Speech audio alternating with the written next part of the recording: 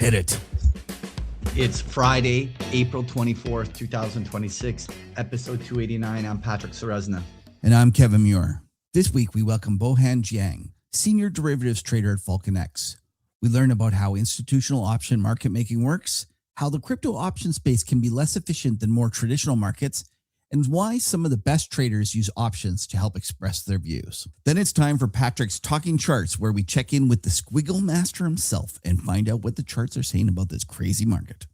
And folks, stick around. We're going to drink some beers along the way. I normally would ask Danny to jump on and describe a beer, but Kev, I'm just drinking a Corona. It's I feel shame for a thing, but like that's all I had in the fridge.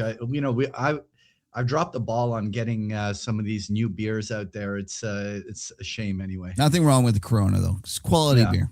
Let's just get to it. Let me do the disclaimer. Nothing in this podcast should be viewed as investment advice. Listeners should consult an investment professional before making any decisions regarding topics mentioned in this show. Side effects of too much huddle may include the tweet-driven regime disorder. I suffer from that bad. Yeah. The momentum chase compulsion, again, something we're all suffering from. And then finally, this is the one we can all relate to, the narrative whiplash fatigue. Oh, unbelievable. Watching them play a game of chess against each other, and we eat up every headline. Anyway, let's get to the guest. All right, it's my pleasure to welcome to the show someone who just admitted to me that he watched the first market huddle, which I'm honored, but I'm a little embarrassed about. It's my great pleasure to welcome to the show Bohan Jiang. He is a senior derivatives trader at FalconX. And for those who don't know, FalconX is the largest crypto derivatives market maker out there. But have no fear, Bohan is actually an old hand from the currency option market making at a very prestigious bank. We're going to learn all about that. We're going to talk about options. I figured in this day and age, there's so much option trading going on. We're going to get just a real great crash course on options. Bohan, welcome to the show.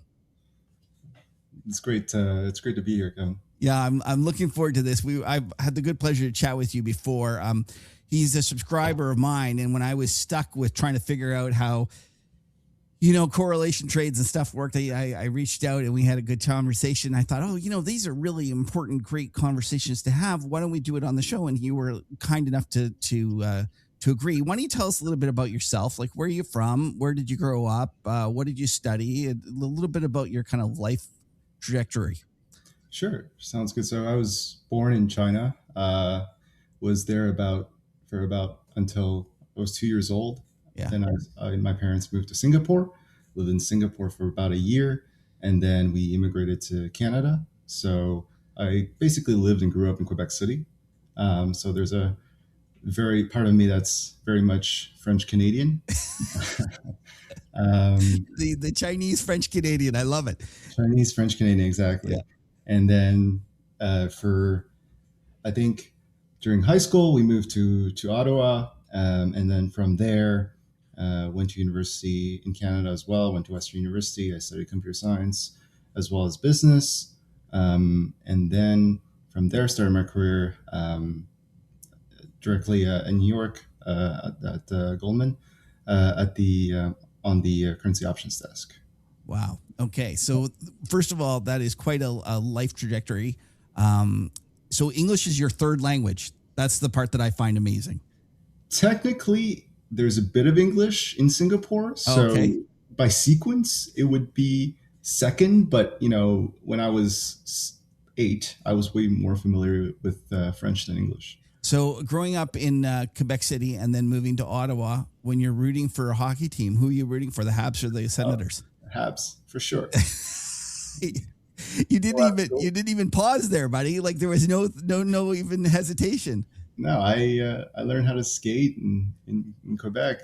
I grew up with the, there's no affiliation with Ottawa. Okay, I got it. All right. So you moved to New York City. You get a job at Goldman on the currency desk. Is that something you always wanted to do? How did you pick that? Actually, it was entirely by chance. I was very much actually interested in sort of computer science.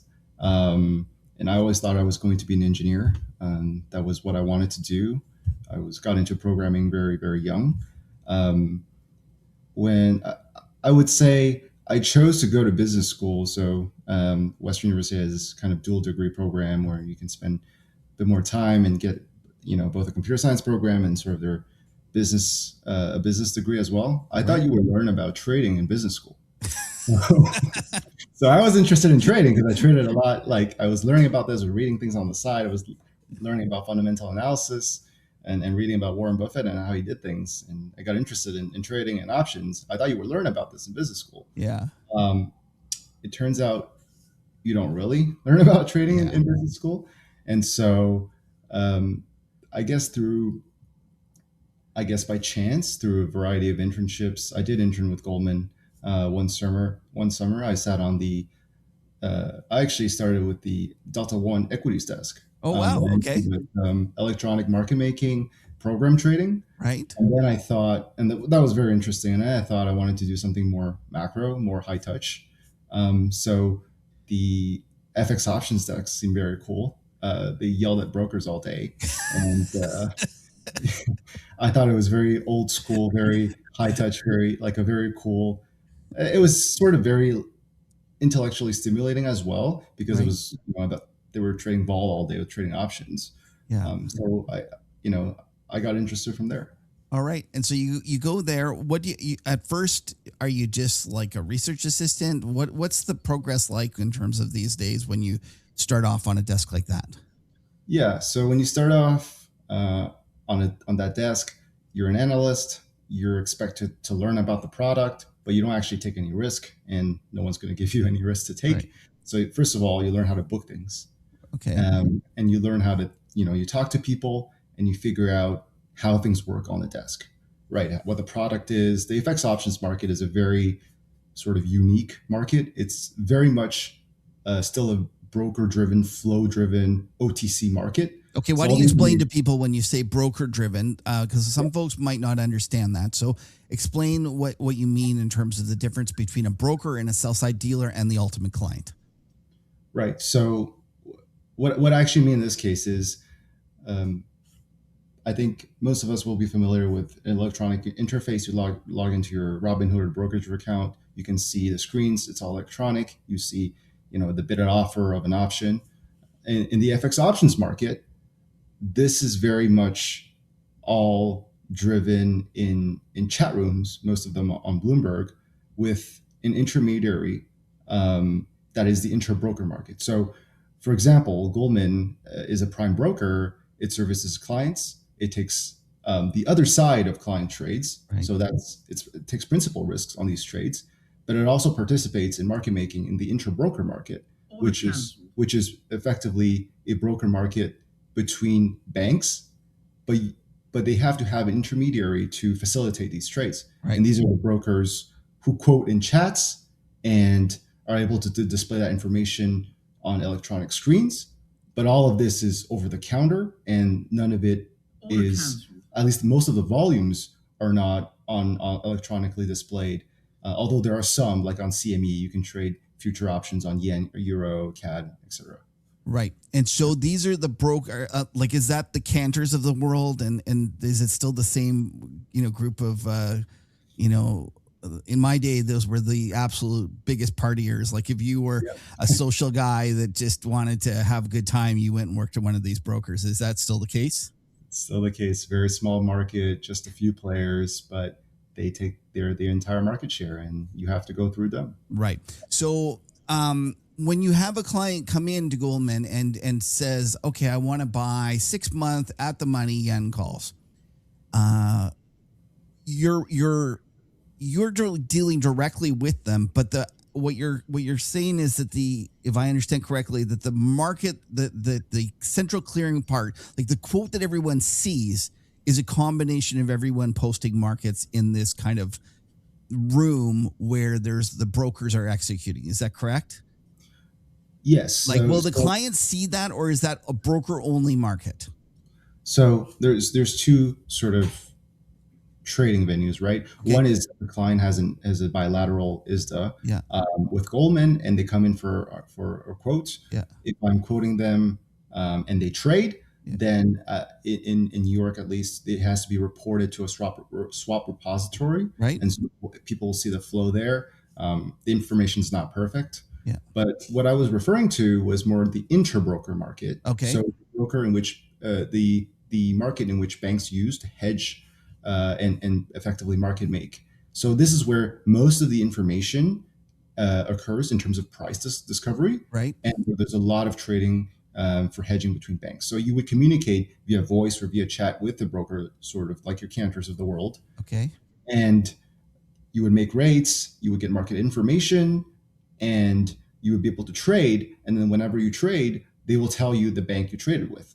Okay. And everyone will see what level it traded at, what volume, who wants Right. to buy, who wants to sell. That becomes public. Okay. And so in my day when and I'm old, when we used to trade, we would trade against the spot often, meaning that we would go if somebody came and wanted to buy the Canadian future, we would say, okay, against this, we offer and bid the option here.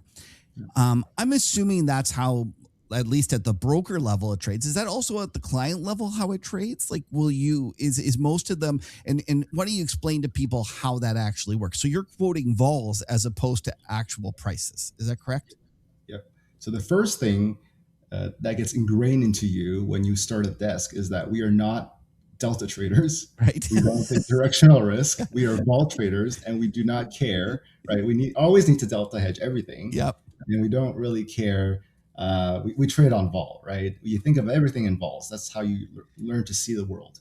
Okay. And so when a client comes in, they might ask, they can choose whether they want to delta hedge the option as an exchange delta with you. So they want to buy a 20 delta euro call. Yep. I can sell it to them, and then we exchange the hedge, right? So we are delta neutral at inception. Okay. These are vol clients, hedge funds. They'll typically do that. But you can also have directional clients who come in who need to buy a live option. When I say live, I mean not delta hedged. Okay. And what happens is the sales or us, the trading team, will execute the hedge for our own desk. Right. So we'll go out in the market and we'll get the hedge off, and we'll adjust the premium based on the hedge level we get. Right. Okay. And so I just want people to understand that, because when we see things like the JP Morgan option whale that everyone loves talking about, and I know you're a currency trader, but I'm sure you're aware of that huge monster trade. And what people need to remember is that when they're negotiating that trade all day, they're not negotiating the deltas. The deltas actually the client takes care of in that case, I believe. And they're doing the levels upon which they're willing to do the package. So they might be saying, we'll buy your call at a 12 vol. We'll sell you the first part of the put at 30 vol, and we'll buy the far dated put at a 40 vol. And then that package is what's negotiated in terms of going back and forth in terms of bidding offering. Would that be a good explanation of how it would work?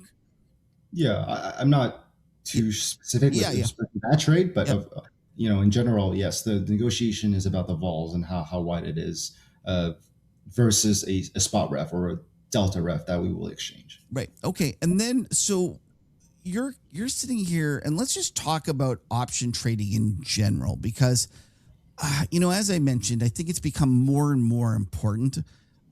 In my day, very few people traded options. Now you just pull up your, as you say, your Robinhood account, and everyone's trading options. I turn around all the time. Your cab driver, your Uber driver is punting on, S&Ps, the zero DTEs. It seems like everywhere you look, there's just options. First of all, do you find yourself, like, when you go to a dinner party or end up somewhere that you're kind of shocked at how many people want to talk to you about, like, option pricing? I wish I was that popular at dinner parties. So real options traders don't go to dinner parties. So I'm not sure, but yeah, I mean, I've seen that broadly it has become way more popular, right, over the past few years. It's just become much more accessible, right? And there's I guess there's a lot of people who are out there pitching them. Um, Wall Street Bets obviously has this large phenomenon where everyone is effectively gambling on options. Yeah. I will say there's a lot of misinformation, or it's really hard, or it takes time. I should say to really grasp what really you are getting exposed to. But for most people who are looking to use options to express a directional view, I think they can be um, very useful as long as you know the risks that you are taking. Right. What walk us through like your evolution in terms of understanding, and because there are so many levels of this, and I can remember all of a sudden one day waking up to the fact that I'm not betting on vol in general. Betting on vol around that strike when I'm doing different trades. So walk us through some of kind of your big light bulb moments that you had along your evolution in terms of understanding options. Yeah. So I think most people would think about options as a specific structure. At least when I started learning about options, I learned about, hey, this is a call spread, this is a straddle, this is a strangle. And, people would associate them with strategies. But those are not strategies. Those are just a structure. And they're used, think of them as tools in a toolbox to express a certain view that you want on the underlying. So the first thing you learn sort of on an option desk is to look at your Greeks broadly and not your individual traits. So you have to learn about the individual Greeks, right? And how they are at this current time, but also in terms of scenario analysis. So that's a big thing in sort of institutional options trading, which is really if spot moves, what are my assumption with how vol moves, or what is my gamma profile? How does that change as spot moves? How does that change as vol moves? So these are things that you kind of learn to manage and to think about as sort of a trading institutionally in options.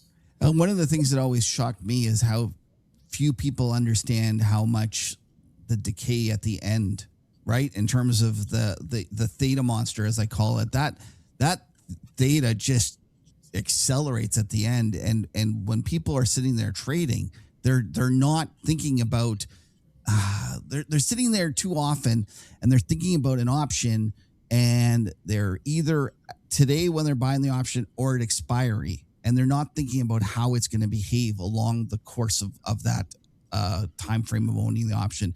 Do you remember that kind of moment where you realized that, oh my god, like owning those short dated options at the end was just so brutal? Like, do you have particular times when you were market making and you were like, oh my gosh, look at this, I got absolutely crushed on that? Walk us through kind of some of your moments that you had where you learned the hard way about the ways options work. Yeah, for sure. So I think in general, what you're brought up is basically this principle of you want to be long options where spot doesn't end up there, and you want to be short options where it does.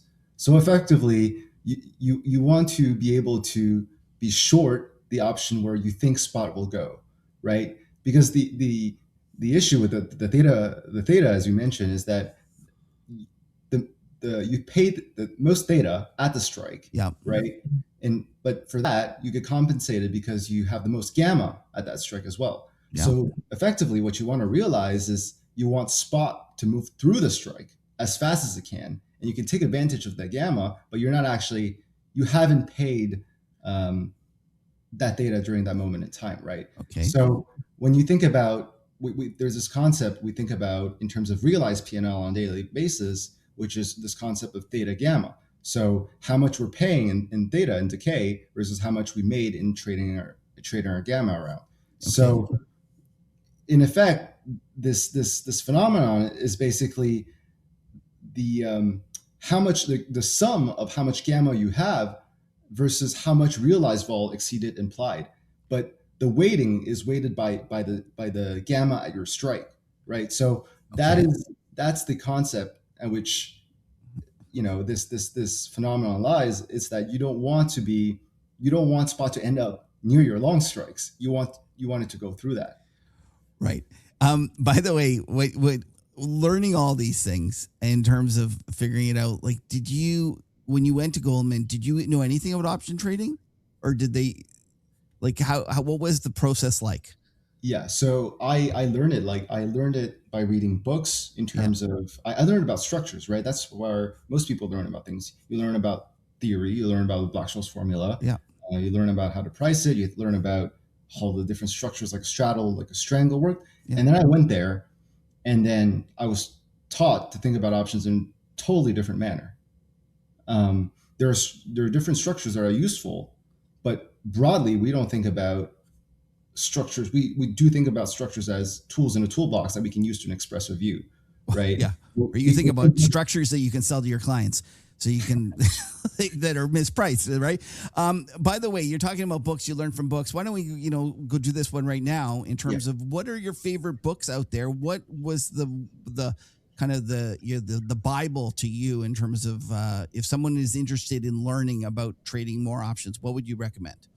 So the Green Book is what they got everyone to read when you were interning, which is Nadenberg by Yeah. Sheldon Nadenberg. It's called Options, Volatility, and Pricing. Yeah, It teaches Sheldon you. Natenberg, by the way, and it is a green cover, and I didn't realize you guys called it the Green Book. It's a terrific book. Yeah, and then the other book that is more specific to FX options but has a lot of heuristics Yeah. is this book called Volatility: Practical Options Theory by Okay. Adam Iqbal. Yeah. I effectively used to work for him, so Oh, okay. And so he was at our at Goldman Sachs. he was at Goldman Sachs for a period of time, and he was running G10 currency options, Right. uh, trading correlation exotic products as Okay. well. And then I would say things, if you want to go more deeper into theory, things like dynamic hedging by Nassim Taleb, and then the volatility smile by Emmanuel Derman, which is a very very famous quant. All very very helpful if you want to go in the deep end. Okay. When you watched your different clients at Goldman come and trade with you, what did the better clients do? Like, what do good option traders do versus the bad ones? Like, what like walk us through kind of the people you admire the most. What did they see in terms of how they traded options? Right. So I think there's two types of clients, right? One is the people who are more relative value and vol focused. So what they do is their entire edge or premise of their strategy is to identify where the vol surface is mispriced.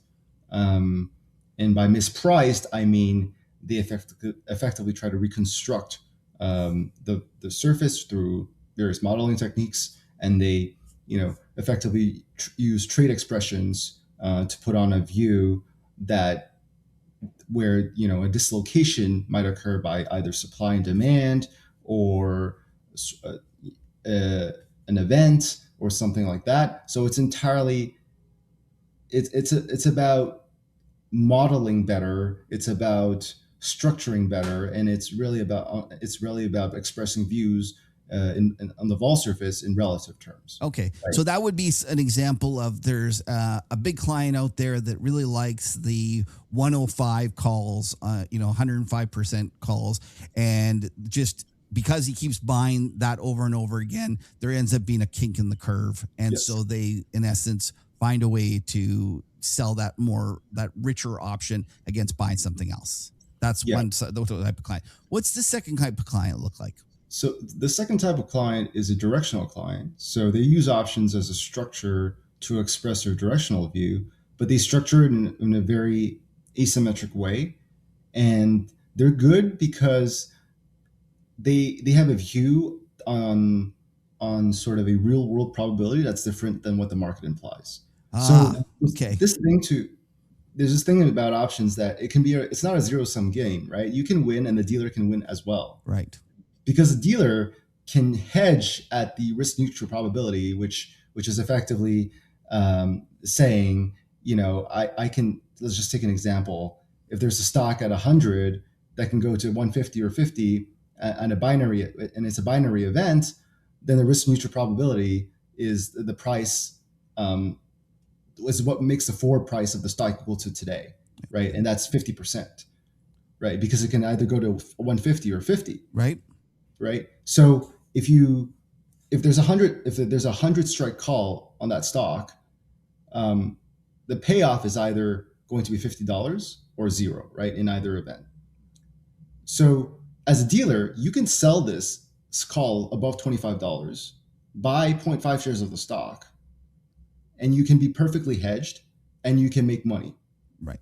But someone, let's say a biotech firm, comes in and their estimated real world distribution of the stock is 70% chance it goes to 150 and 30% chance it goes to 50, then they also experience positive EV by buying this, right? They can get a payoff of $35 on this option, or at least in their eyes, the option should be valued at $35, right? So that's where the edge comes in. So one of the things that I've been kind of amazed at as I've learned more about some of the, especially in the STIR world, the short-term interest rate futures, some of those hedge funds are just so great at creating structures that are, where they have a true edge. And I think that's what you're talking about, is that people study it and they think about things and they kind of try to imagine what is the proper, distribution of returns. And you guys on the sell side are sitting there and you're just trying to, saying this, it's normal. And they're saying, I believe the distribution is different. And that's why they can go in and do these trades that are, in essence, where they have an edge. Would that be a fair assessment? Yeah, that's a fair assessment. Yeah.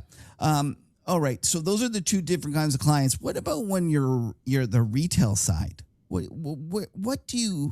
advice would you give the average Joe that's just trading retail, that's punting around things? Like, I'm sure you've seen throughout the years, like this is something you specialize in.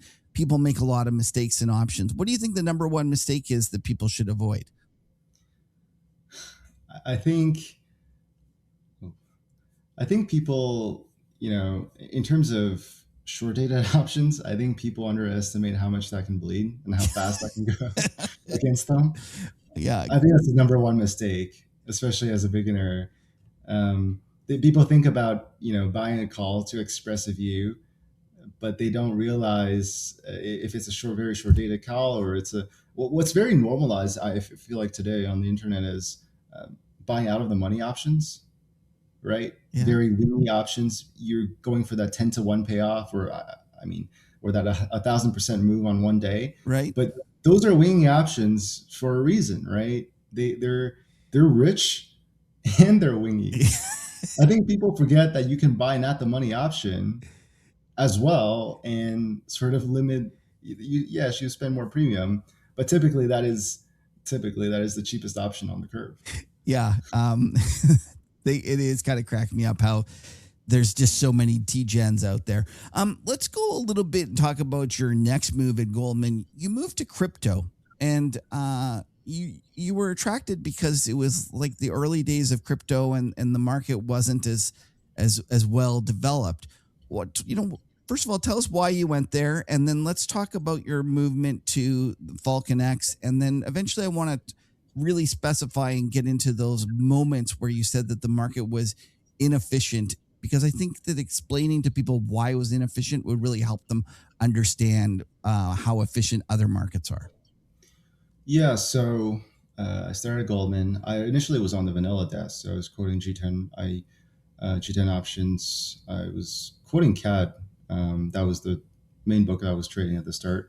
And then I moved on to trade correlation, exotic products there. Okay. And then at Goldman, they were always trying to get involved with cash settled derivatives on Bitcoin. Obviously, the bank couldn't touch physical.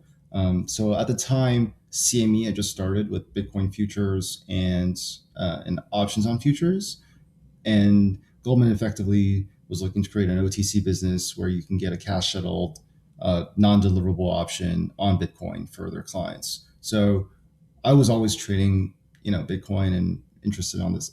It was interested in the technology, trading that on the side. And I said, hey, I'll do this as well. Okay. So I was also trading you know, Bitcoin, Ethereum, effectively cash settle options for Goldman. It was very tight risk limits. A lot of it was basis trades, and then otherwise it was very much sort of more relative value trades that were put on the book. But the larger crypto derivatives market was on Deribit, which is entirely an offshore market, Okay. options market. And I was looking at sort of the discrepancy between CME options on crypto and then Deribit options, and they were entirely different. One, because the structure of the options were a bit different, but two, the players were entirely different. Those were offshore players. The market makers had limited balance sheets, and on CME, it's obviously you can have banks and your classic prop shops. And so, what got me interested was really that I thought there was a lot of sort of vol relative value opportunities, and there's sort of an opportunity to make money in crypto derivatives, particularly on that offshore market. Right. So you eventually go to FalconX, who's one of as you say, the largest derivative crypto market maker out there. Why don't you talk about some of those initial inefficiencies that you used to see in the market? And one of the things I thought was just fascinating was you said, oh, there wasn't any skew. There wasn't any event risk in there. Explain to people what that meant and how you could take advantage of it. Yeah. So as you know, in other asset classes, whenever an event happens, the market prices an extra variance or assigns extra volatility to that specific day. An example is, an earnings for a stock, or the FOMC announcement for currencies. Yeah. In crypto, people aren't really sure, right, what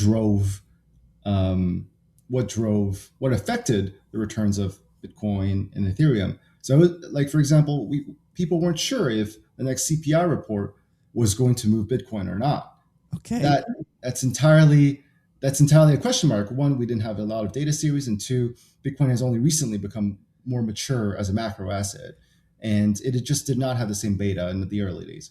I'll give an example of a trade that happened. I think this was May 2024. I think two Bloomberg analysts were effectively speculating on whether or not the Ethereum ETF would be approved. The IBIT one, Bitcoin, just got approved. And basically they were saying there was a very low chance of approval, maybe 20% chance it would get approved. And the market was pretty bearish. Like the spot was trading like crap.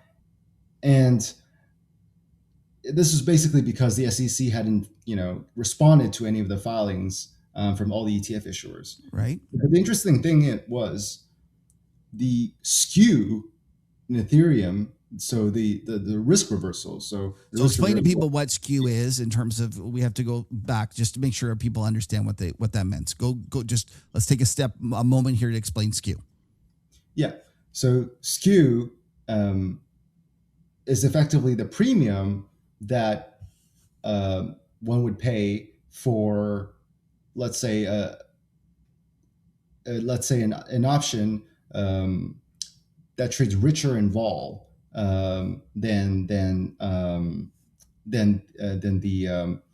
other side of surface. What I mean by that is, for example, in S&P, the return distribution is not normal, right? S&P tends to grind higher and have sharp moves down. Yeah. So the skew in S&P is for S&P puts. Right. So S&P puts will trade at a richer vol than S&P calls, and it's because of this effect where everyone is long and everyone is looking for hedges. And from a supply and demand dynamic, you'll have this modal outcome of S&P goes higher every day and has large moves lower. Right. Okay. Right.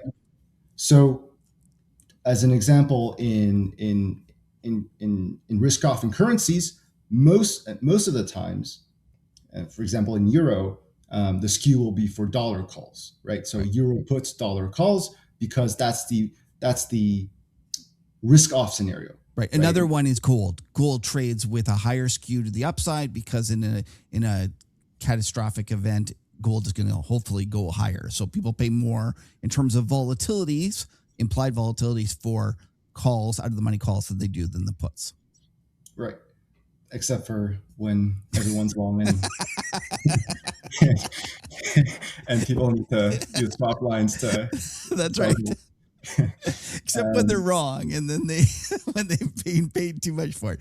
Okay, so let's go back to our Ethereum. We're in this situation where there's speculation that there's some speculation that they might make an ETF, and yet I suspect you're about to tell me there's no skew in the Ethereum option market. No, actually, I will say with the preface that back in the wild days of crypto, skew in crypto was for the coin. What I mean was it was for Bitcoin calls, Ethereum calls, dollar puts. Right. Oh, okay. I see. Because what people wanted, right, was they were using these options as leverage. Right. So the supply and demand dynamic was entirely for leverage, and it was really for these crypto calls, especially in a bull market. Right? Okay. Especially in a bull market. But in this case, right, in early 24, skew in Ethereum was actually for downside.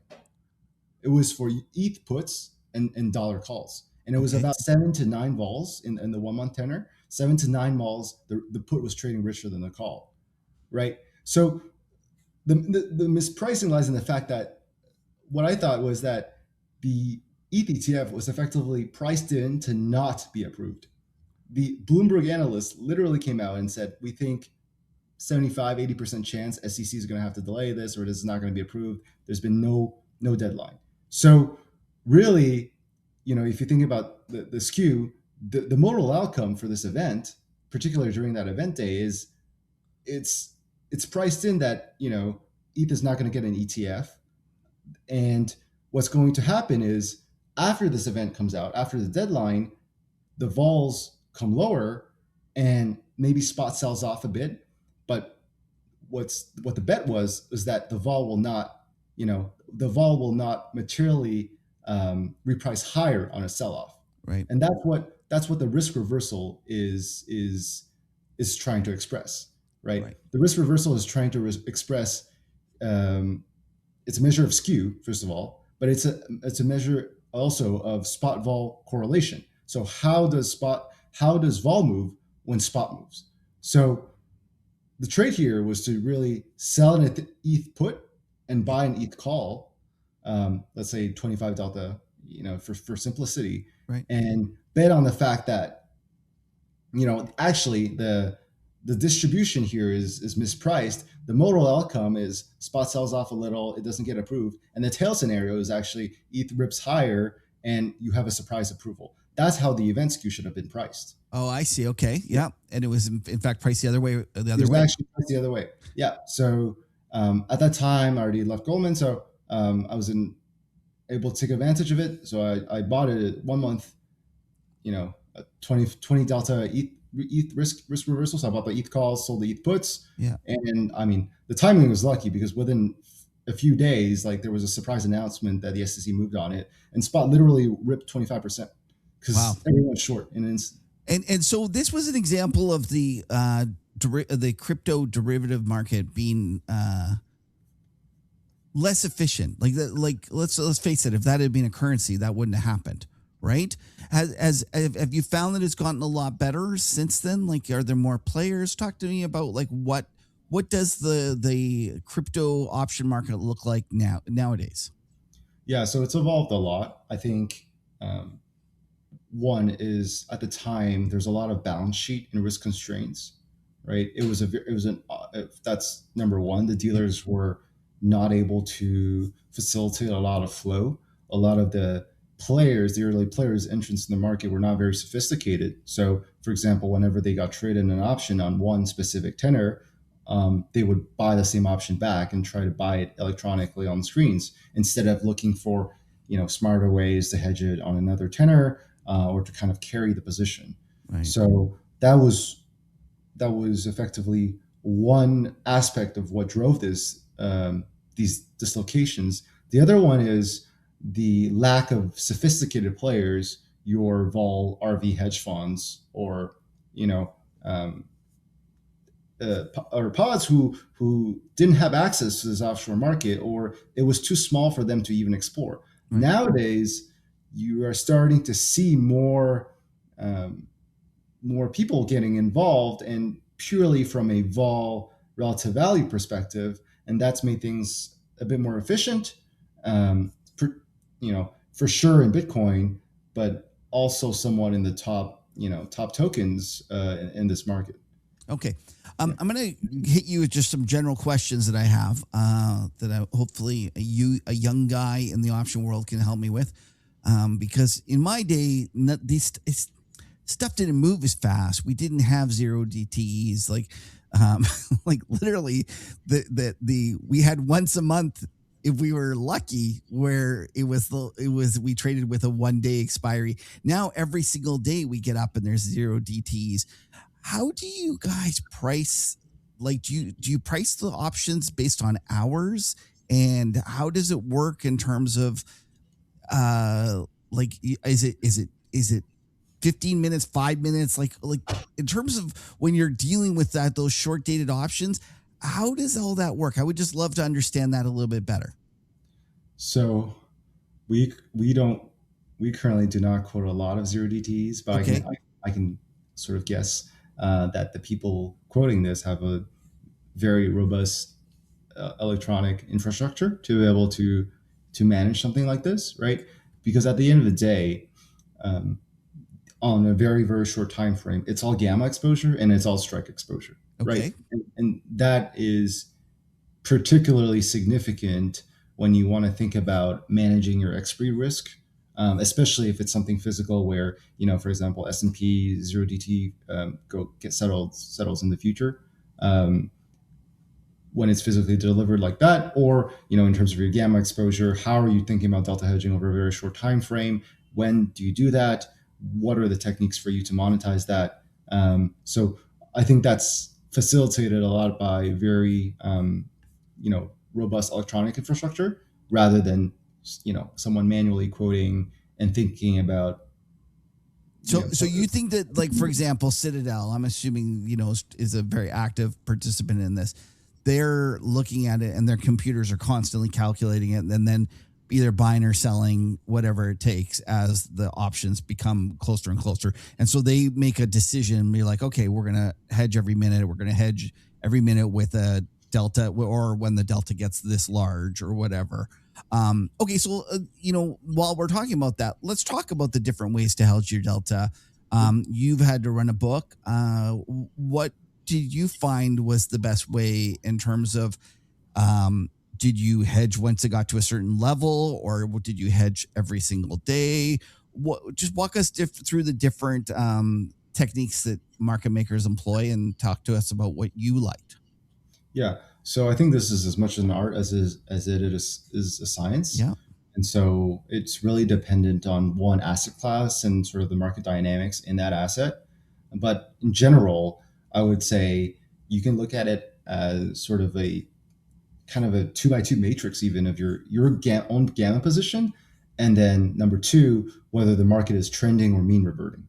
So the holy grail in delta hedging is you can figure out what the regime is, whether or not the market is trending or mean reverting, and trade accordingly based on your own gamma position.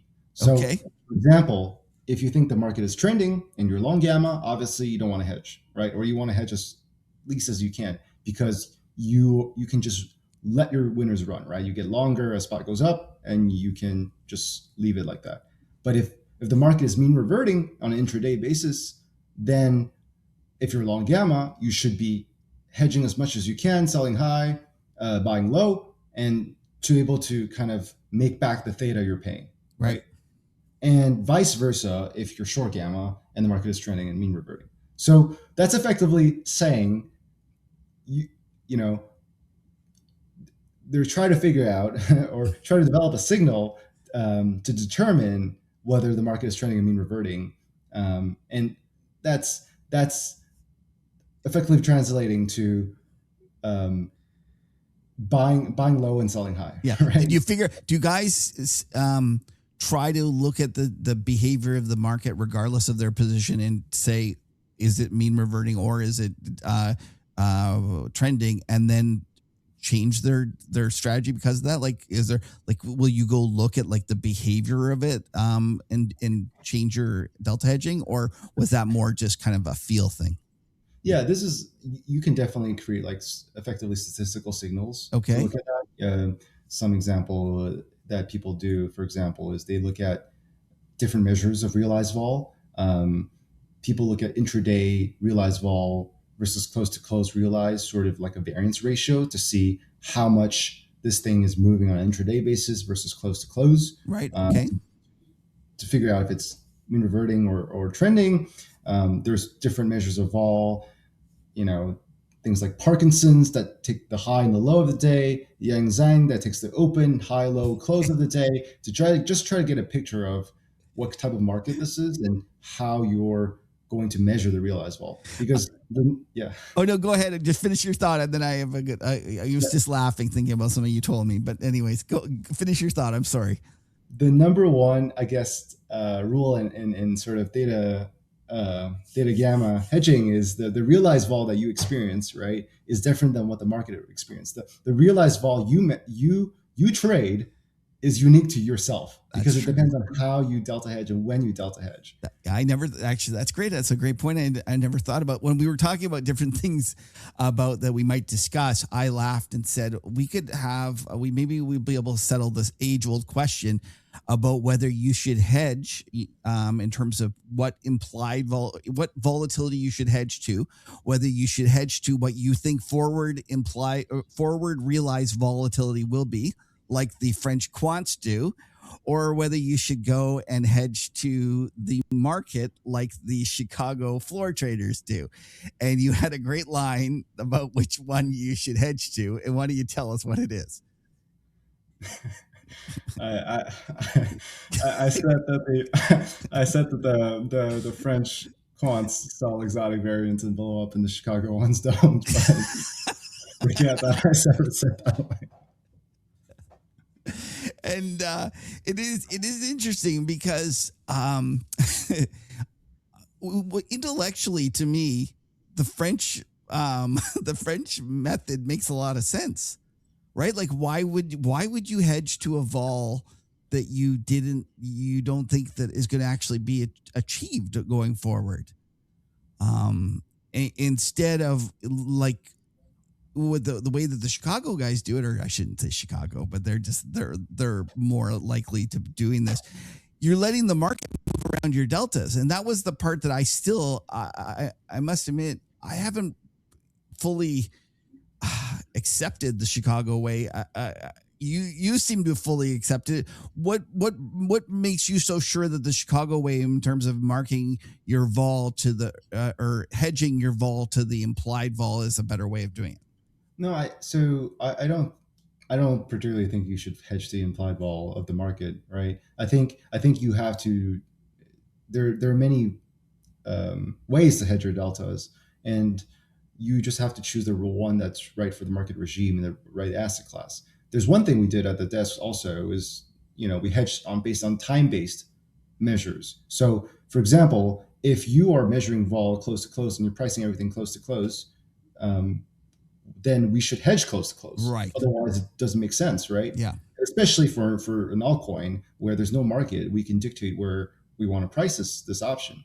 One thing we did on the FX options desk is we hedged every 4 hours, very systematic, right?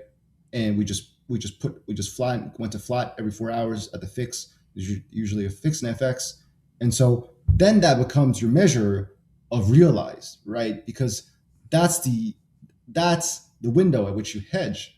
So that should be the window at which you calculate whether or not your the realized vol you are monetizing is paying off for the implied vol that you're paying for. That's a great point, and that reminds me of another question I have for you.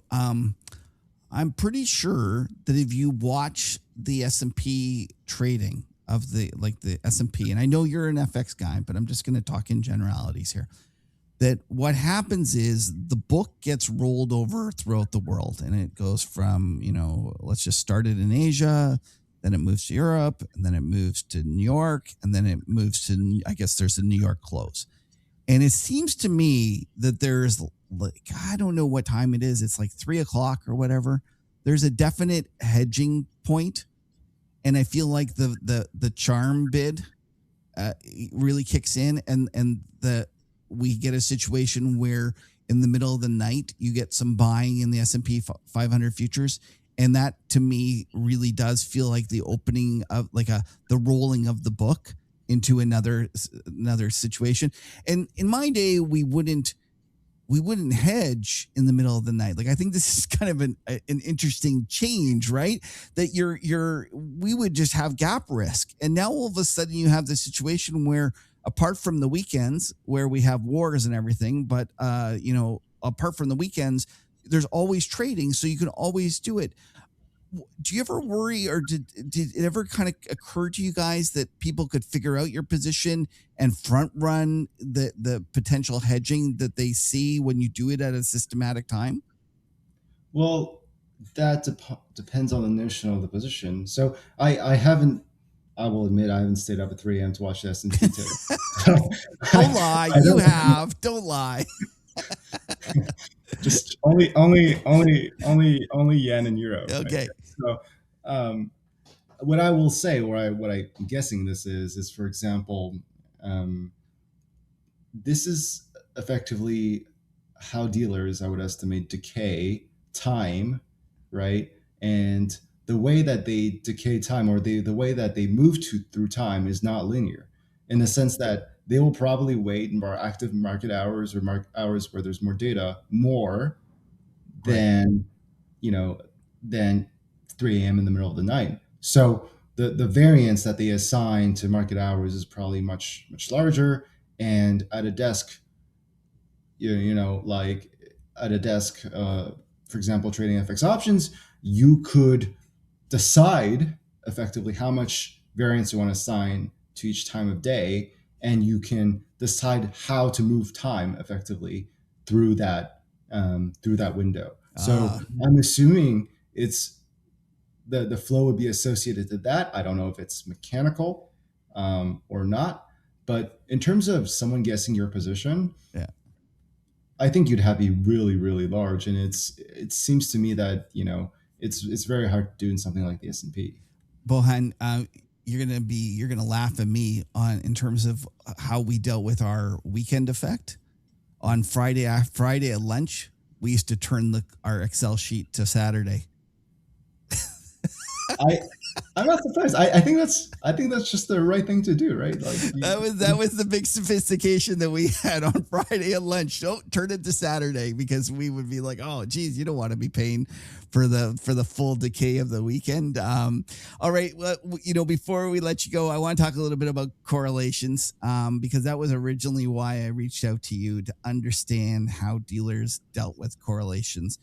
And I was kind of not flabbergasted. I was a little floored that it ends up being a little more scenario analysis than I ever imagined. That was one of the things. So why don't you just explain to us correlations, what they are, why they were important in terms of pricing on the exotic desk, and how you dealt with it when you got stuck with some correlation positions.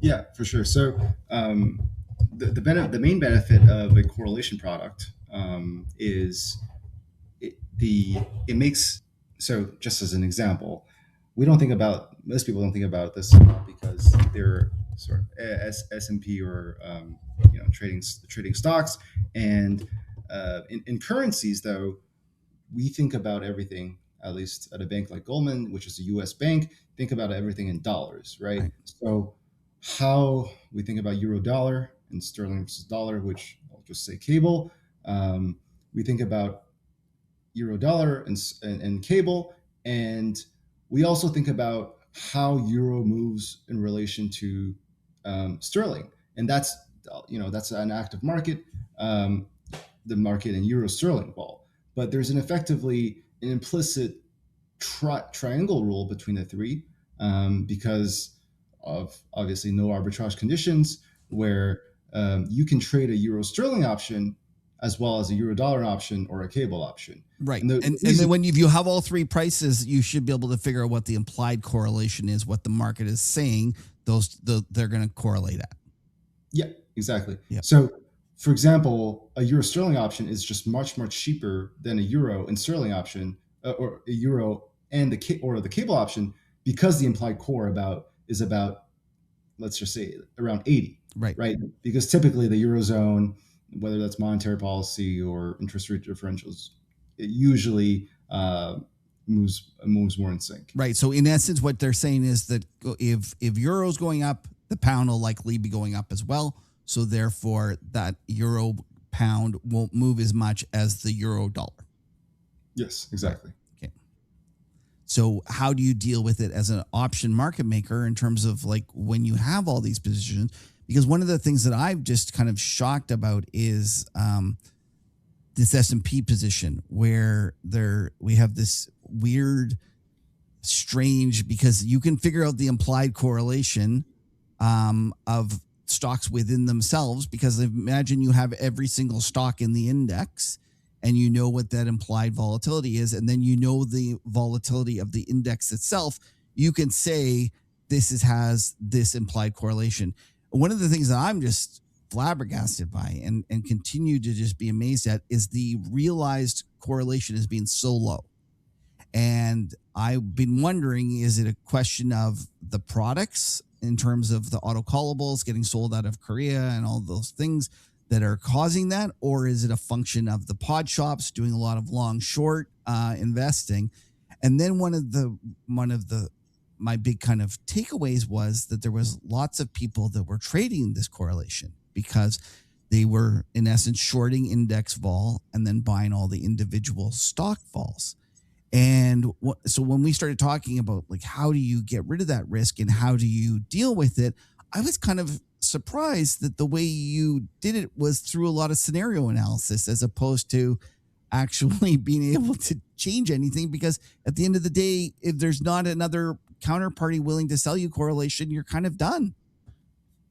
Yeah, at the end of the day, if there's no liquid market for the actual correlation, it's about the level where you want to take the risk, right? So, for example, in the scenario of a euro sterling option, there is a very liquid, active euro sterling market. So, if you want to sell euro sterling vol and buy the core, you can do that. You can just go to the broker market. It's OTC, and someone will take the other side at some level for you.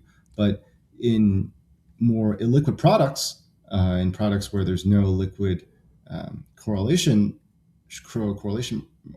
market, you kind of have to sort of manage the individual legs of whatever it is you are hedging and take the risk of the correlation at a level that makes sense to you. Makes sense for you. Yeah. And there's just no way. I was kind of a little surprised that at the end of the day that's you just have to deal with it. There's just one of these things. It's like the old days when you were asked to make a market on an option that never traded again, and you had to delta hedge it. The reality was that you owned that option or you sold that option for the life of the product, and you were going to have to just delta hedge it through the life of the option. And my understanding and what we kind of agreed on was that you're either long or short implied correlation at this level, and you're just going to have to hope that the correlation ends up being either a good sale or a good buy.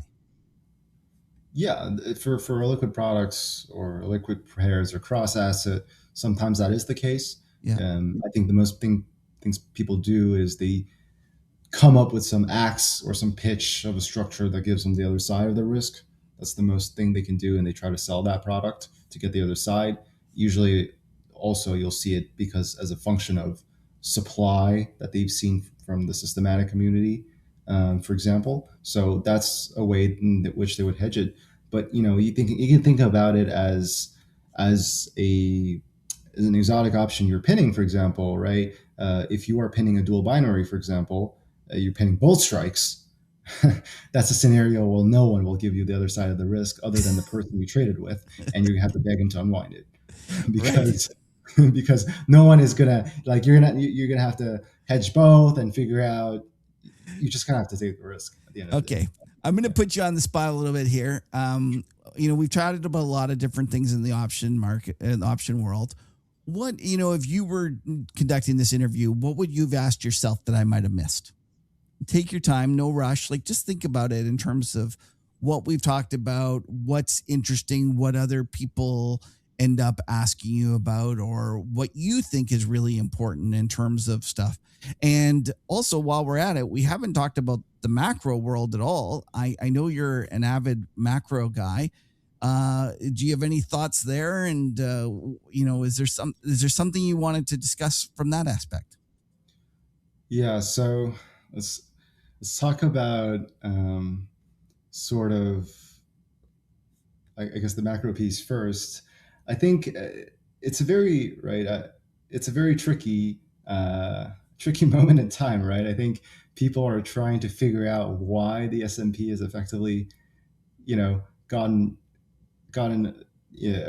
woken up from a 5.5 month topping process just by closing the Strait of Hormuz. Yeah. Okay. Right. And so, like, I think at the end of the day, it's very hard to fight this price action. I think you have to go with it, right? So I think at the end of the day, you end up with a portfolio that is both long the asymmetric stuff, which is the pro, escalation stuff, which is long crude, long ags, things like that, and versus things that just long risk assets effectively, right? Long S&P. So that's how sort of I currently see and my setup is. I think a lot of the front end rates that's repriced a lot already. I do still like that trade, um, but at the end of the day, I think it's more of about a balancing act and a position sizing exercise to create sort of a balanced portfolio between these two. Um, and I do think you can construct sort of using options. You can construct sort of tactical, like more asymmetric payoffs. Um, for example,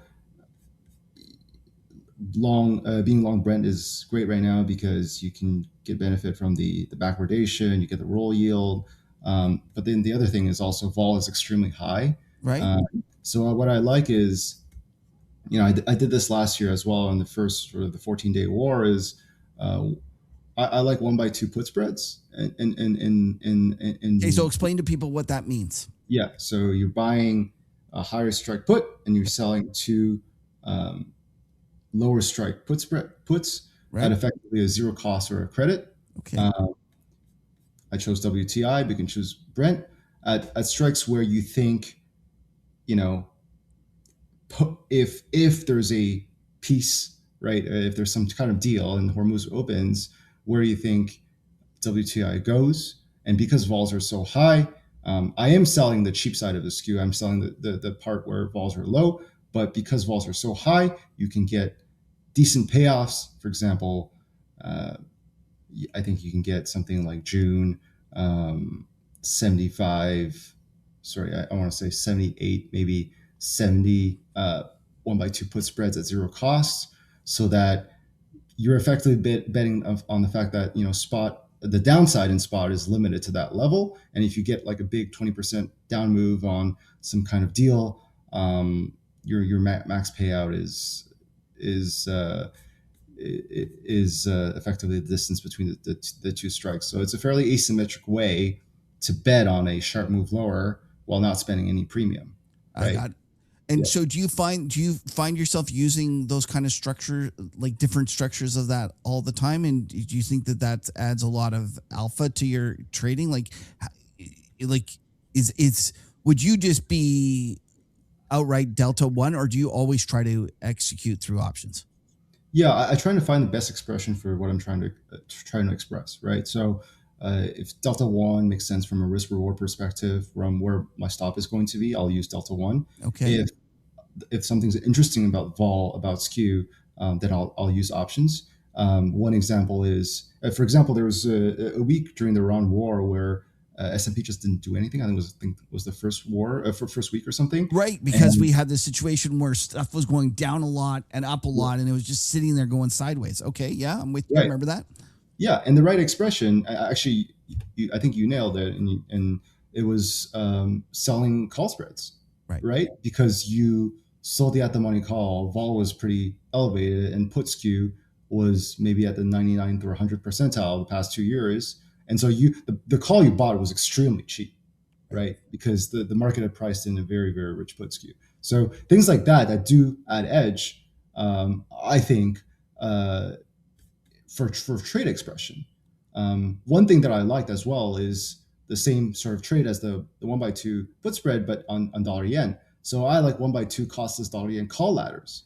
Okay. With a strike at 160. Okay, so 1 second. We got it because I always get it backwards because of the way it is. So which way are you going? Explain to us the position.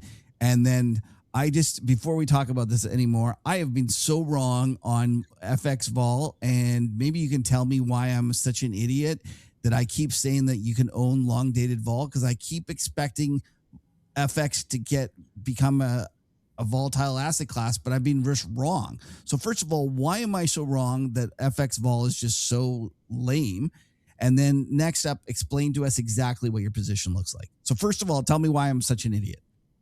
Right. So the problem with G10FX is everything. It's such a noisy market with a ton of two-way flow, but also at the same time, when you look at it, interest rate differentials tend to move together in the developed economy, in the developed world, and it's really rare to see a large differential where one central bank is way ahead of the other, at least in G10FX, and they can lead to directional moves, and especially if there's flows supporting it.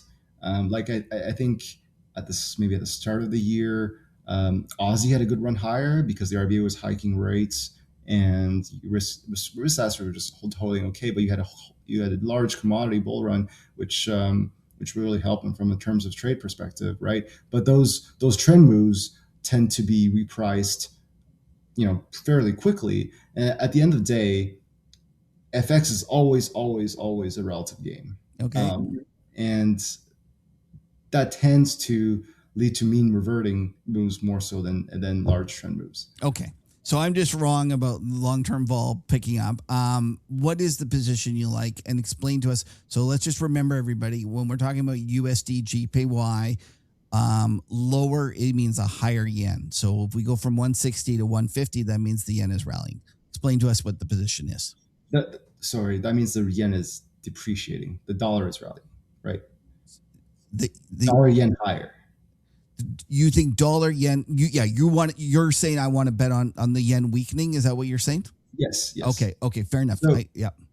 So I think this was pre-Iran war, but the same concept applies. You could buy a 2-month.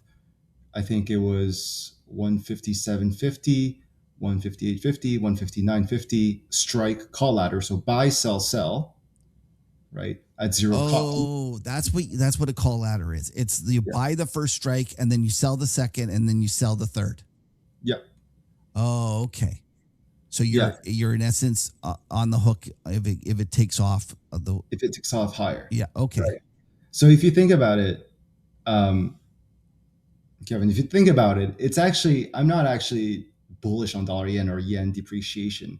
I'm just saying that in the scenario where we have an event where dollar yen goes higher, I think the depreciation is going to be limited because of what they've talked about, because of the rate check, first of all, that has happened in the past, but because of what they've talking about in terms of intervention, and they're watching 160 as a key level, and market positioning. Effectively, the market also kind of agrees that 160 is the kind of the key level to defend and to watch, and so there is, what I'm betting on really is sort of a grind higher in dollar yen if that happens, and if it's not even my view that I think dollar yen, necessarily goes to 159.50. This is pre-Iran war, but the asymmetry lied in the payoff and the fact that it was zero cost, where even on a small credit, where you can do this trade and sort of bet on the muted realized vol near the 160 level. Right. I remember talking to one of my subscribers, real smart guy, and I remember him telling me, this was before the war, when oil was just kind of creeping up. And one of his favorite trades was to do the like buy Brent slightly out of the money call and then sell like 1.5 more out of the money calls. And one of the things I thought was really interesting was he said to me, "Oh, this is realizing like a 4 sharp." So he was looking at the structure and rolling it over and continually saying that this was a trade that's working. And that's kind of what I realized is that when you talk to these professionals, like the people in the pod shops and the people on the desk, a lot of times they're using these sorts of structures in very smart ways, and really, really, that is where they are adding so much alpha to their trades. So I thank you for that. So before we let you go, let me just finish. We're going to ask you a question. We're not going to desert island disc that. We're going to do, what was the most kind thing someone has done for you in your career so far? Oh man. I have to give this to, so I interned at RBC actually. You did. You worked at the Lion. Yeah, I did during I think it was maybe my second year in university. Okay. I just had I think I was doing sort of portfolio optimization, analytics stuff, and I had a very cool boss who really introduced me to like quant trading. Brought me to the trading floor. That I thought that was very cool. I didn't know what that I didn't know anything about trading at that time. It was, my role is much more like analytics and quant driven. Yeah. Spent time to teach me, brought me to the trading floor. I thought it was much more cooler that those people got 6 screens and we got 2.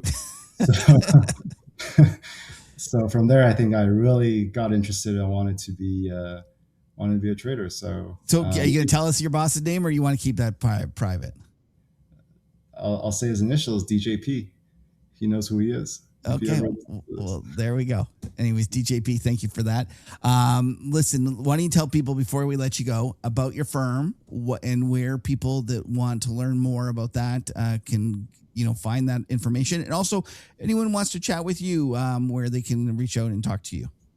Yeah. So FalconX is you can think of it as a leading prime brokerage for digital assets. So anything from custody, direct market access, market making, of course, in spot options. So sort of a one-stop shop. You can think of it as an asset manager as well, for everything digital assets. And for me, I don't have a public Twitter account. No, you're smart that way. Okay. But you can find me on LinkedIn at Bohan Jiang, or you can email me at bohanjiang.ssf@gmail.com. So bohanjiang.ssf@gmail.com. There we go. And you can also, if you're on the Bloomberg, you can hit him up on the Bloomberg. Bohan, thank you so much for taking the time to explain it, sharing your story, and helping us understand options better. We really appreciate it. Thank you for having me, Kevin. All right, Patrick, time for talking charts. Lots going on. What is your squiggle master? What does the squiggle master himself think about these markets? We basically have been 2 weeks since our last episode, and when we did our last episode, we were just absorbing the little squeeze on the upside that happened in those final days of that week, but it just did not let up. And we squeeze. saw it would be impressive if it was just Avis that did that squeeze, but instead it was the entire market took a squeezing here. It's been a bad week for the short sellers, this is for sure. I'd like to just jump in there quickly, because one of the things that I think is amazing about this market is how many it's never happened before are actually happening. Yeah. Right. We're getting these sorts of moves from oversold to overbought that have never occurred in history. We're getting moves from down 10% to all-time highs within 10 days. Again, something never happened again in history. I don't know if that's a good sign, and you could interpret it as like that shows how strong the market is, or if you interpret No, it from a negative side I and say it shows how manic the market is and how it's like convulsing almost. I would go do a third version of that. Like Okay. I think that somewhere in the middle of that, because and you could push back on this, but I feel that this demonstrates genuinely how flows have driven markets more than narrative. Like what we basically had was an extraordinary trigger that caused yeah, many of these systematic traders to sell on the way down, and I think you were the one that was writing about it, but that J.P. Morgan whale was the turn point on the market at the bottom, like when that roll happened on the last day of the month, and basically everyone that was net short, dealers holding all this gamma delta hedging on their books, all the CTAs net short, and suddenly we saw a situation where the flows just pivoted and forced them to completely go the other way, and had nothing to do with the narrative. Nothing really changed. The Strait of Hormuz is not open. The same glutted, the same economic problems. Everything is still actually very raw, very real. Nothing has changed other than it was flows driven. And the point I want to make, and you can push Yeah. back, is that it really goes to show, like in this, as we've progressed in the way that the market is evolving, you can't ignore flows.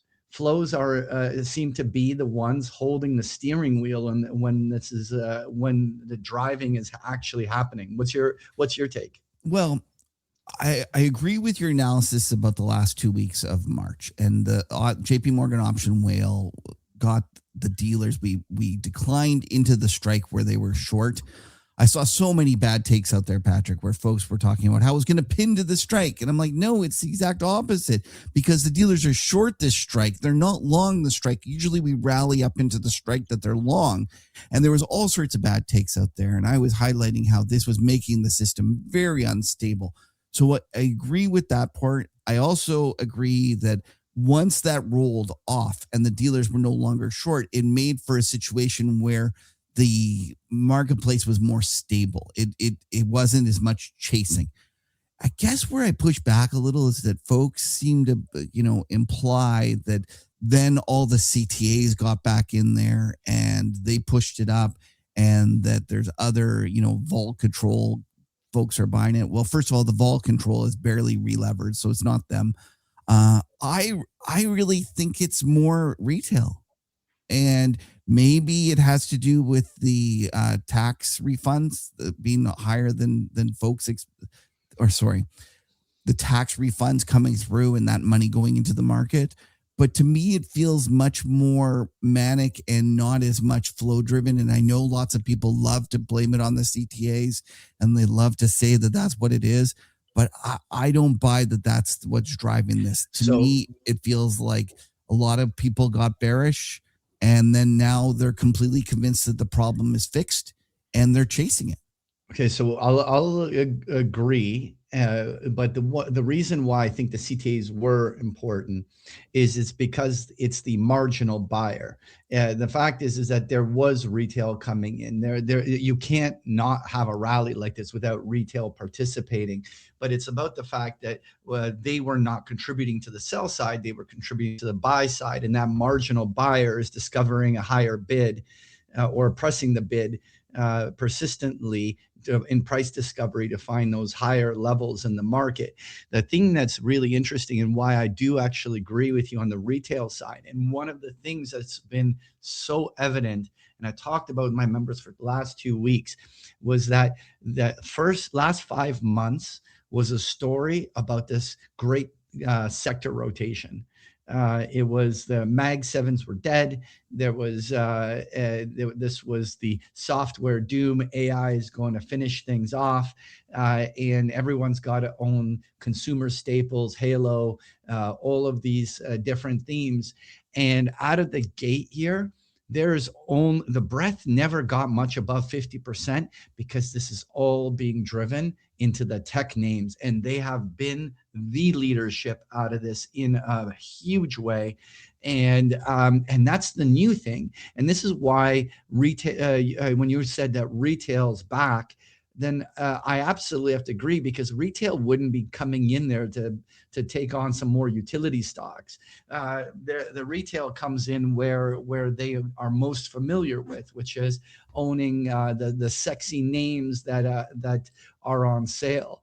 And so to me, I agree with you on that. So I want to go through. Do you want to add to that, or do you No, want me no, to no. move on? That's great. Let's get to the charts. So let's just kind of straight up nail like the big leader in the SMH, the semiconductor index.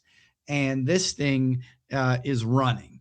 Like, we've got ourselves a full-on semiconductor bull phase. And what's amazing is that, while NVIDIA certainly has turned the tide and, has approached its previous highs, but this is really where AMD has decided to run away like it stole something. Like, look at this morning's gap. That's not even an earnings-driven gap.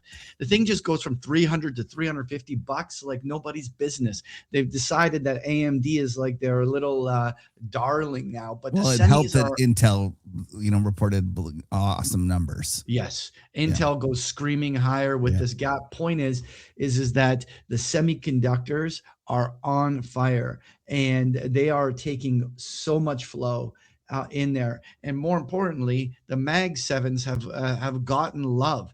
The one thing, Kev, that's interesting about this entire Mag 7 pullback that we saw for 5 months, and we've talked about the Mag 7 so much in previous episodes, but this entire pullback on the Mag 7 basket has been basically a 50% retracement.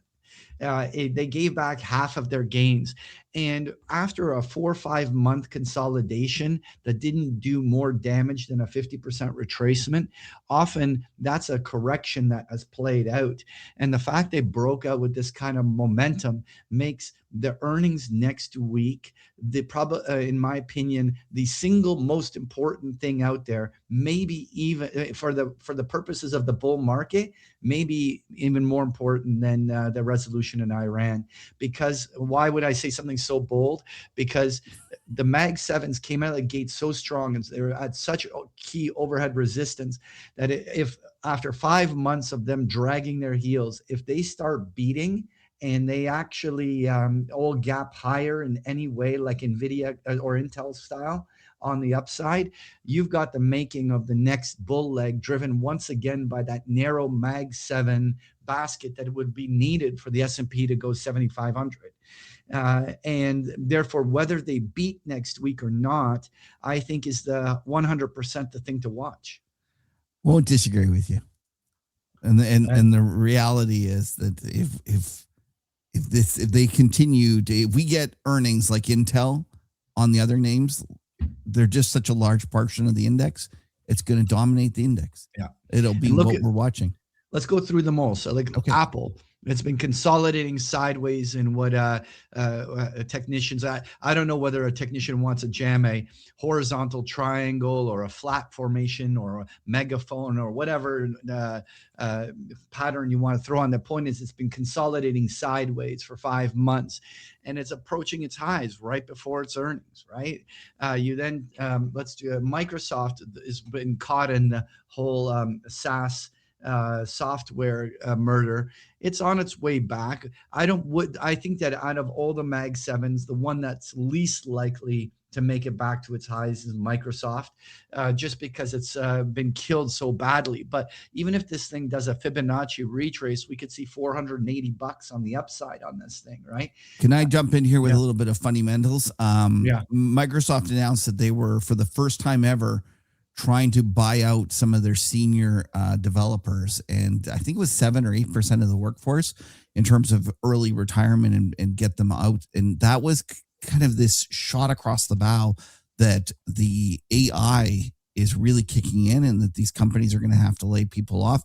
It was quickly followed by Meta doing the exact same. Yeah. But what I found really interesting, Patrick, was I would have thought the market would have taken that positively.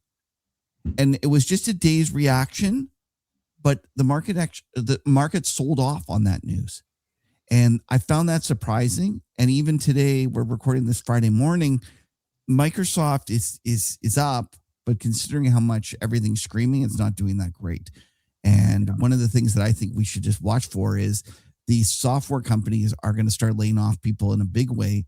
And what does that mean for the stocks? Yeah. Yeah, it's well, you know what? At first, I could imagine it being a plus, but in the end, it really does show the problem that everyone's saying with AI, which is some of the highest paying kind of jobs out there are going to be downsized. And it's going to be economically disruptive, but that's such a big macro theme that it's not going to reflect into stocks on any short-term basis. But it's a scary thought that continues to be like, we have something we're going to have to deal with in years to come Right. in the markets, right? So moving on to like Meta, you're seeing flagging formation. Like if it beats, it's going for its previous high retest near 780, 800 very easily. Google was just one of the strongest throughout the whole period. The entire consolidation was even just on the shorter distance breakout, a 61.8 off of the midpoint, and it broke out now near 52-week highs. So all it needs is one beat, and this thing is running like Intel to new fresh highs, and pressing that a big move on the upside, right? And then you take Amazon, already trading at 52-week highs, and it hasn't even reported yet. This has been one of the ones that have been the strongest out there, but this is again one of those that's setting up like Google for that press to fresh new highs. So I mean, we talked about Nvidia already, which is near its highs, but you can see other than Microsoft and maybe Meta, which have kind of dragged themselves a little bit behind, you've got a situation where many of these Mag 7s, if they beat, they're going to gain traction. And if they get traction, that's what from a market capitalization perspective, this is what the S&P needs in order to make any legitimate progress. And so this is the thing to watch, in my opinion, for next week. 100%, like all eyes on that. And what I want to highlight is off the Liberation Day lows, from a measured move perspective, there's a weekly measured move up towards 74 to 7,500. And one thing that I've been telling my members is like, we ain't going up there without the Mag 7s. And this is why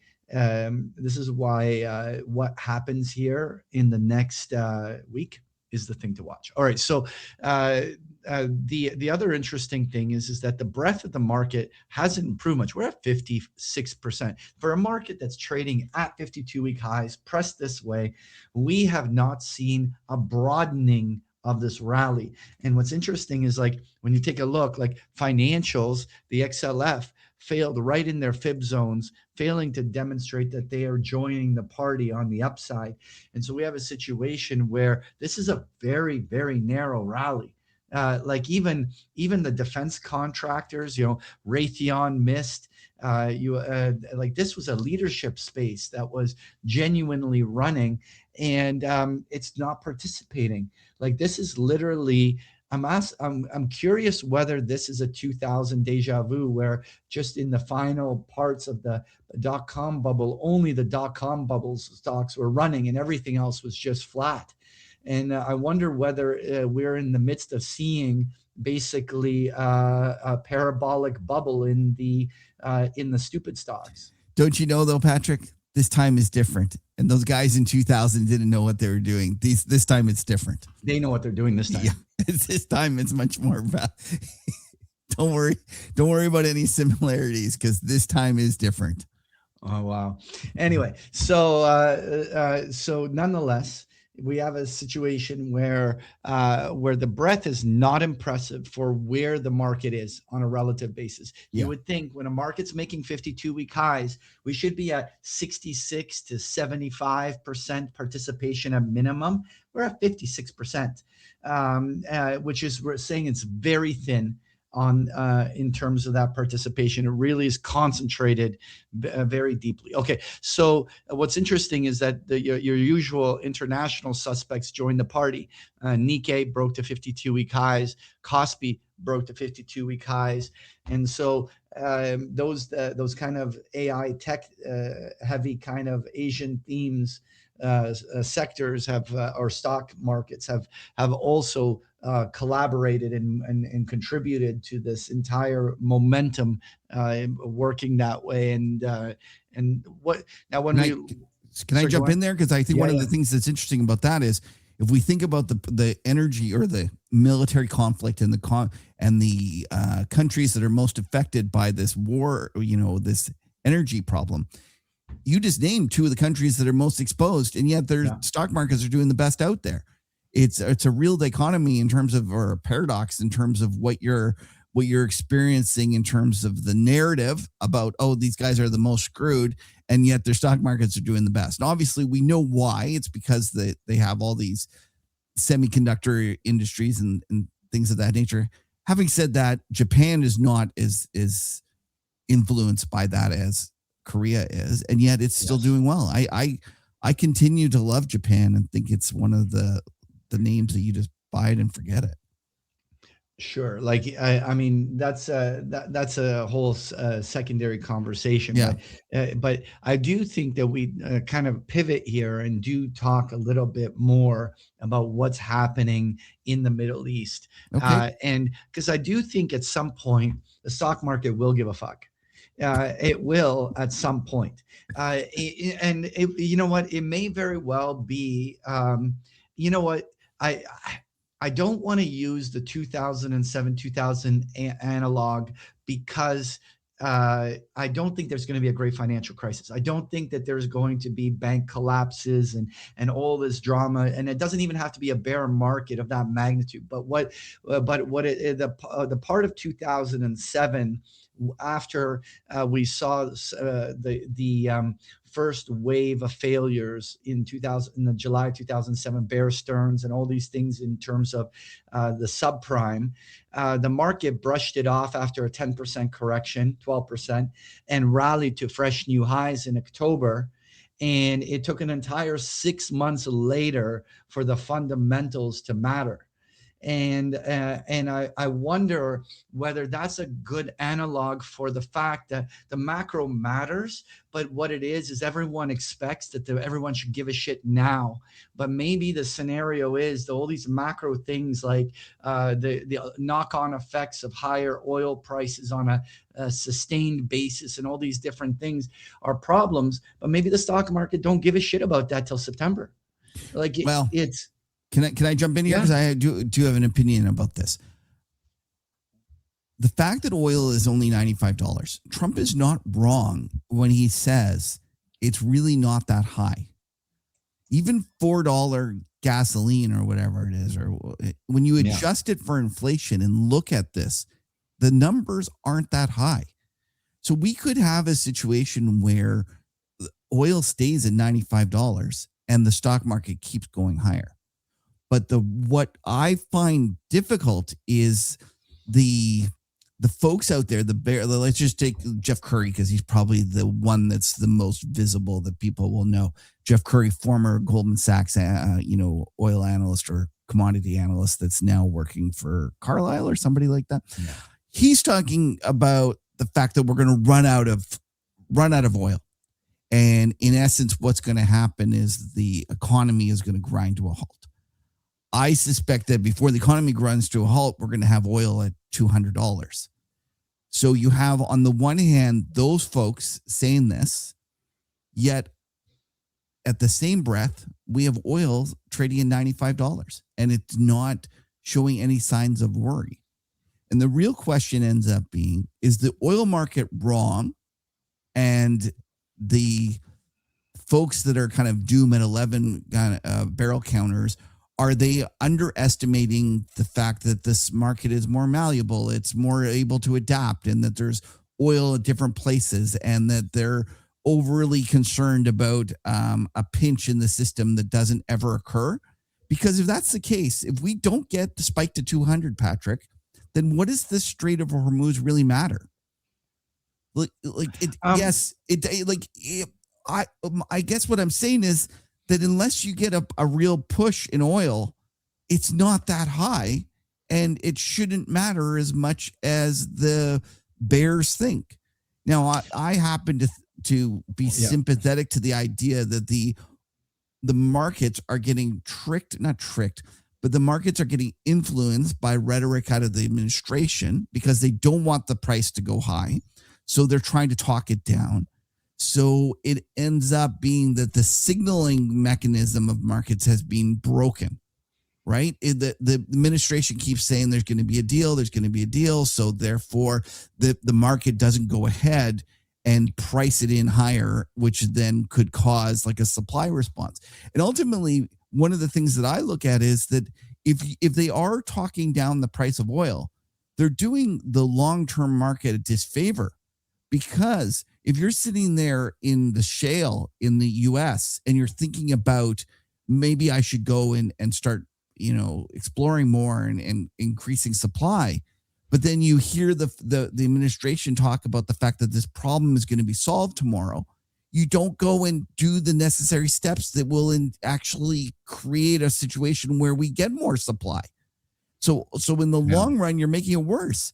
So bringing it all back, I guess where I'm saying is it's only going to matter from a macro perspective if we get what the Jeff Currys of the world think in terms of a spike to 200.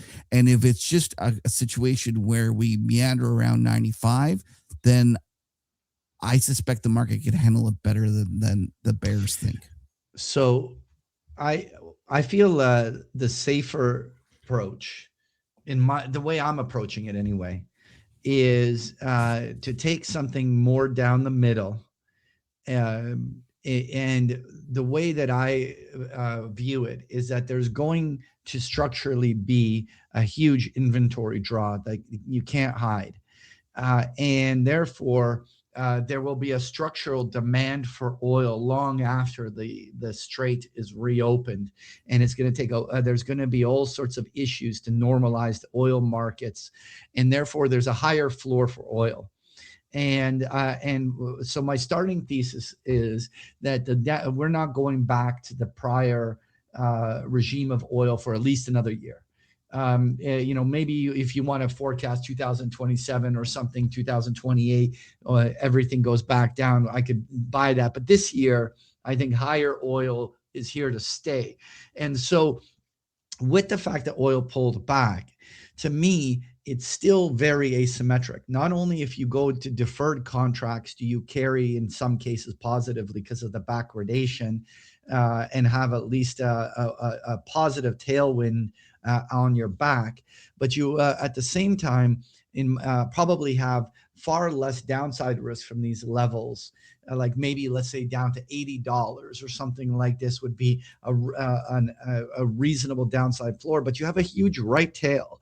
And so I still think at this stage, betting on oil is still asymmetric in a sense that as long as you can buffer some reasonable loss on drawdowns of like $10 on the downside, you have a higher floor holding you up. And if things are very much like COVID, where nobody cares till everybody cares, and then they all care at once, and then suddenly that right tail explodes and oil goes shooting higher, you have that upside. So to me, with the pullback off of 120, it's an opportunity for that asymmetry to have reset.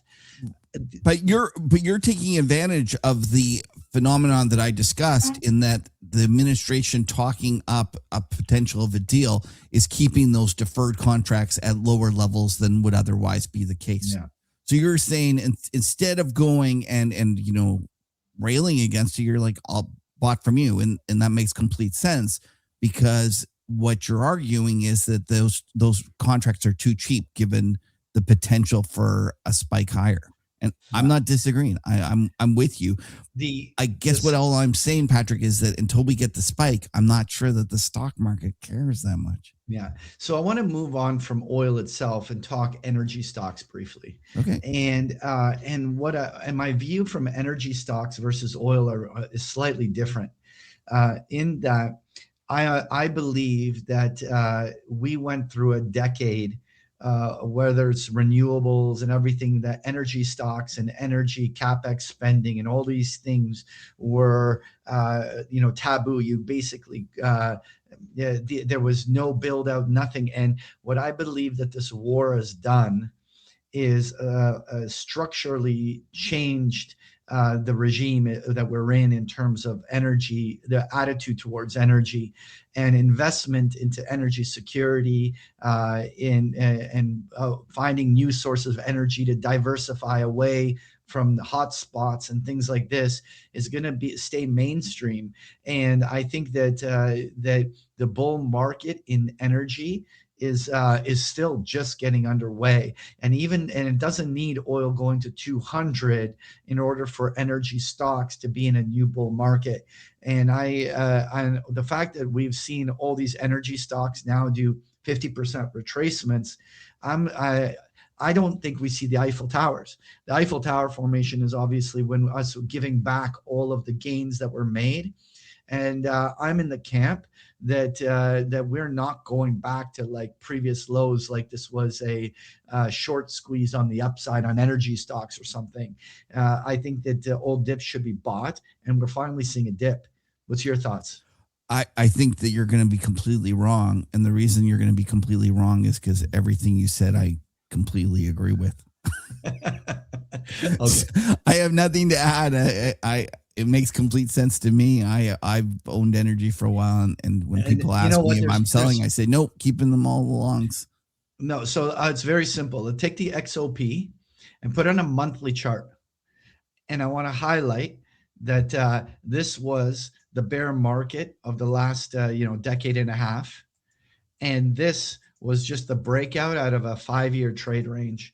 Does this look like a bubble that's run too far too long? Like this chart to me is saying that there's something on a big picture monthly chart basis that's happening, that even long after this strait is reopened, something's been set in motion, and that this is going to be a place that will continue to see flows for long periods of time, is my view. From your lips to God's ears. So the interesting thing the next thing I want to move on, actually, let's quickly just touch on gold. And what's particularly interesting about gold, obviously, there's a lot of people that like to speak to the fact that there's sensitivity to rates, sensitivity to the dollar, all of these things driving it. But I like to keep the gold, the precious metals trade a little bit more simple. When we look on a weekly chart, we had one of the most extraordinary bull markets on the upside. It was just an absolutely stunning 2-year bull run on the upside that ended with a parabolic short-term blow-off. And while I don't necessarily think that this ends with a huge crash, what I do think is that after a 2-year bull run and a blow off top like that, there's prolonged periods of backfilling and absorption and reconsolidation before the next bull phase could resume. And the way that gold continues to behave, it collaborates to, or at least is technically confirming it to me. Like you have gold here, it can't beat its 50-day moving average, can't beat a Fibonacci zone on the upside. This is still a market, and whether it's silver, platinum, palladium, the gold miners, they all look the same, which is there's a long-term bull story, and if you hold it long enough, you'll be fine. But if I'm talking the second quarter of the year, this feels like it hasn't finished correcting the last blow off, and that we have some more chop to absorb here on some backfilling before any bull market resumes. I will say though, Patrick, the gold miners might be somewhere you could hide here. Newmont just announced their earnings, and it's blowout earnings, behaving well. And I'll say no. You'll say no? Okay, why is that? No, well, it's the same pattern. It blew off on the upside. It failed on the thing. Right now, it is just showing a direct correlation to the chart on gold. So unless I see unless I see the correlation break. Right now, all I see is that the pattern is actually identical on the gold miners to gold. Now, it doesn't mean that there's a huge downside. It just means that you might have to absorb several months of grinding, and this just won't be a place that's going to get a lot of attention. The kind of reminds me a little bit of what uranium had to go through for a little bit.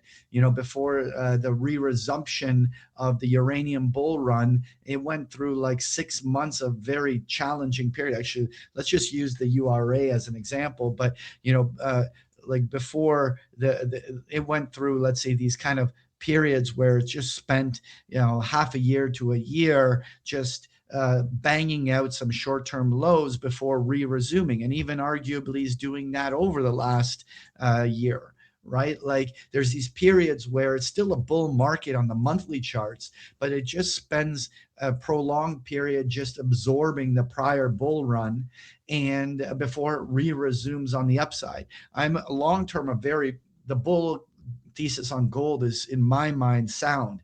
Like I wouldn't have no actual fundamental reason to hate gold, but they feel like they're in correction mode, and there's no evidence that they have left that correction mode. And so the assumption then is that you have to assume that they're remaining in this corrective phase. I'm more hopeful that you are, that the gold miners can grind higher even in a gold. Well, you might be right, because we disagree. That's the first sign that one of us is going to be right. That's like when we both agree, we're both wrong. But if we disagree, one of us is for sure going to be right. Okay, so listeners, this makes it totally worth listening to the show. Okay, that's right. There's always someone who's going to be right. Okay, what's next? Copper. What's interesting is that copper for the last first quarter of the year surprisingly correlated to gold. There was some bizarre reason industrial metal was kind of up when gold was up, down when gold was down, but really decoupled in the last month and busted back up towards its highs. Maybe copper it's because it's getting basketed into the semiconductor data center thesis, right? Like everyone needs copper to connect these things. So maybe that it's driven by the investment in that basket, but copper, at least at this moment, actually is behaving way better than gold. You'd be proud of me, Patrick. The other day for my, I do this recap. I just kind of send some charts off to my subscribers. And I was stumbling upon the fact that the Bloomberg Industrial Metals Index, it was just a nice clean breakout. It's looking terrific. You probably can't pull it up, but I'm with you that it's that these stocks are going and in a way that you wouldn't expect, or not these stocks. Lithium broke out, aluminum, even though Alcoa missed on its earnings, but aluminum was breaking out. And even all the iron ore plays still look very good. I'm just going to pick on Rio, but it's up at 52-week highs. So, if you're not in the precious metals space and you're in the mining space and metals and industrial metals kind of basket, they're getting love. They're behaving very well and continue to take flow. And so, yes, on that. What's interesting, Kev, though, I want to just go back to energy for a moment and highlight gasoline. So this is the continuous chart on gas, but what you can observe here is that the pullback on gasoline was nowhere proportional to the pullback on oil. And we're trading back to, in North America, at the 52-week high of gasoline futures. And I find it interesting, but they didn't get the memo that things pulled back 20% off of their peak highs. And it's interesting will be whether or not this can bust this 330 level on the upside per gallon. There's some real seasonality to that, though. You have to be careful. And I think that's what you're experiencing. We're going into summer, the driving season, and it's to be expected that's going higher. And I'm pretty sure most people will say that's not coming down anytime soon. Yeah. So briefly, I wanted to just change gears here and go to the currency markets for a moment. The dollar is deeply embedded in its 1 year trade range, and it's actually going on more than a year now. Other than that little turtle head formation that it had back in January, more or less this entire trade range has been defined by this kind of like 96 to 100 zone, and we're deep right in the dead center of that trade range right now. There's no resolution on the dollar. The dollar has zero trend. And the interesting part to me has to be the euro. I mean, obviously, okay, first of all, let's start with the yen. Just get this one out of the way. I'm going to do the yen US dollar inverse chart just so that we can talk in yen terms.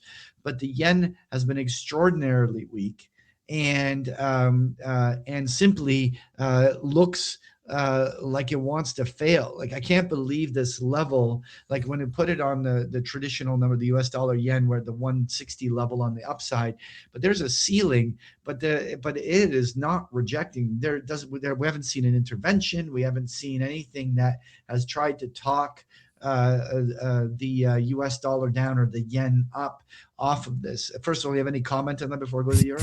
So a buddy was telling me the other day that the yen is traded within like one handle of 159.5 for the past like 33 days or something. Yeah. At which point I responded. I told him, I said, makes complete sense because I'm long all sorts of all on the yen. So I'm single-handedly responsible you're on for the my other terrible side. Call about we were going to see some FX vol. It's been an absolute just dud of a call. We've seen nothing. In fact, it's the exact opposite. It's been so quiet. I'm perplexed, Patrick.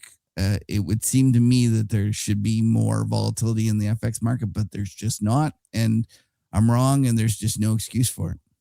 So I want to pick your brain on the euro here. So the Eurozone, they were doing their fiscal. The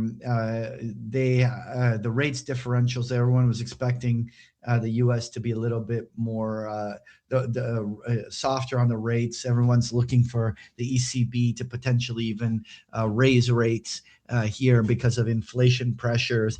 All these kind of things has a lot of the banks out there anticipating 119 to 122 levels on a lot of these forecasts out there. But the one thing that I kind of really spend a lot of time thinking about is that, you know, there's economic stresses in Europe, and the fact that they are a net importer of oil and they're a net importer of food and all the different goods from the Middle East means that they are disproportionately impacted by what's happened in the Middle East versus the U.S. The U.S. has a huge buffer that can withstand and have less economic impact than Europe, and therefore the whole rates differential argument, I think, is rubbish, because in the end, I think that when we look far enough out, the Eurozone will have to inevitably provide some sort of easing to offset the impact of the economic slowdown that will result from all these rising prices. And so I'm wondering whether this is one big topping formation in the euro, and whether the end result of this will actually be a euro that breaks this almost like head and shoulders pattern to the downside. What's your pushback on that, or what are you thinking?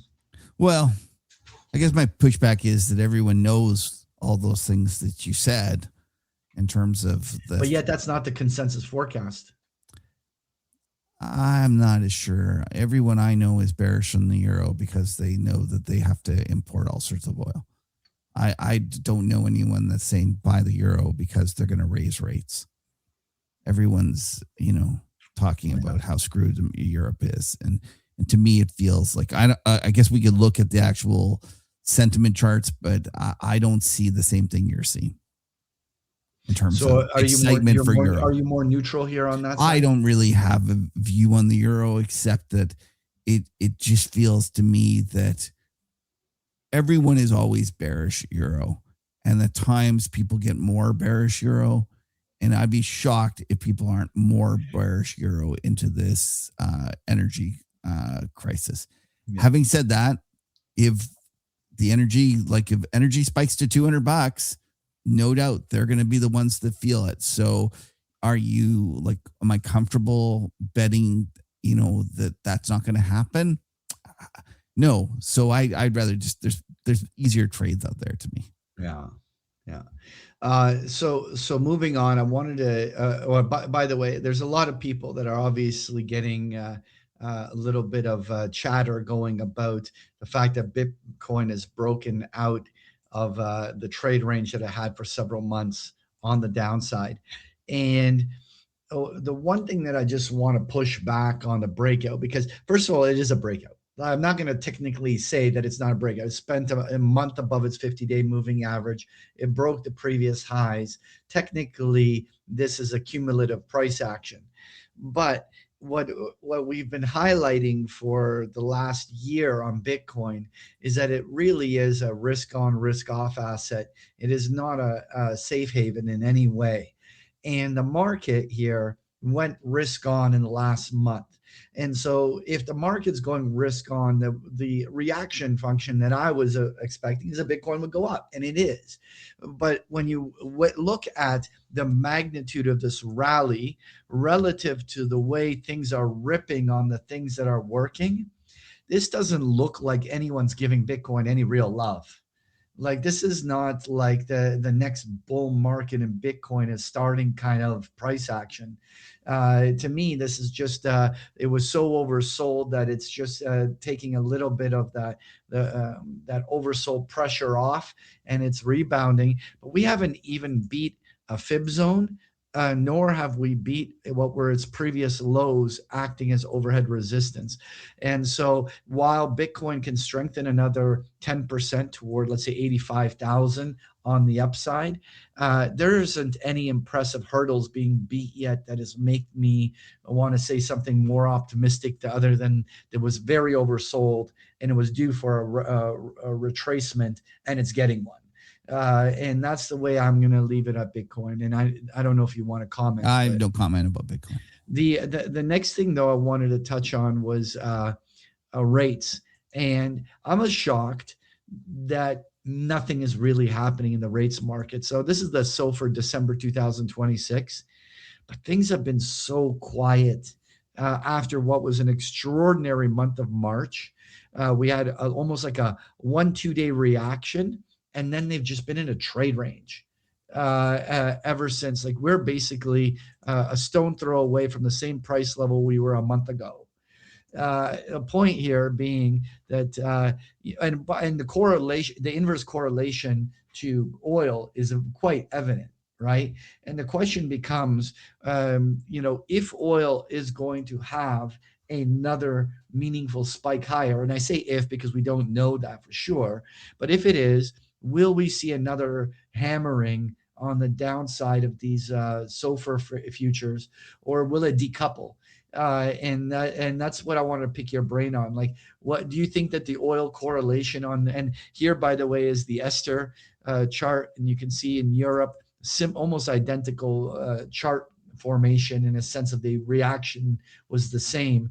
Do we see that if we have an oil jump to 120 to 150, that these things will have one more full leg lower? So I think that's a great question, Patrick. And actually, I'm writing a piece as we speak about this topic. I think there was a much different reaction function in the front end of the curve when you were taking out future implied easings versus pricing in further hikes.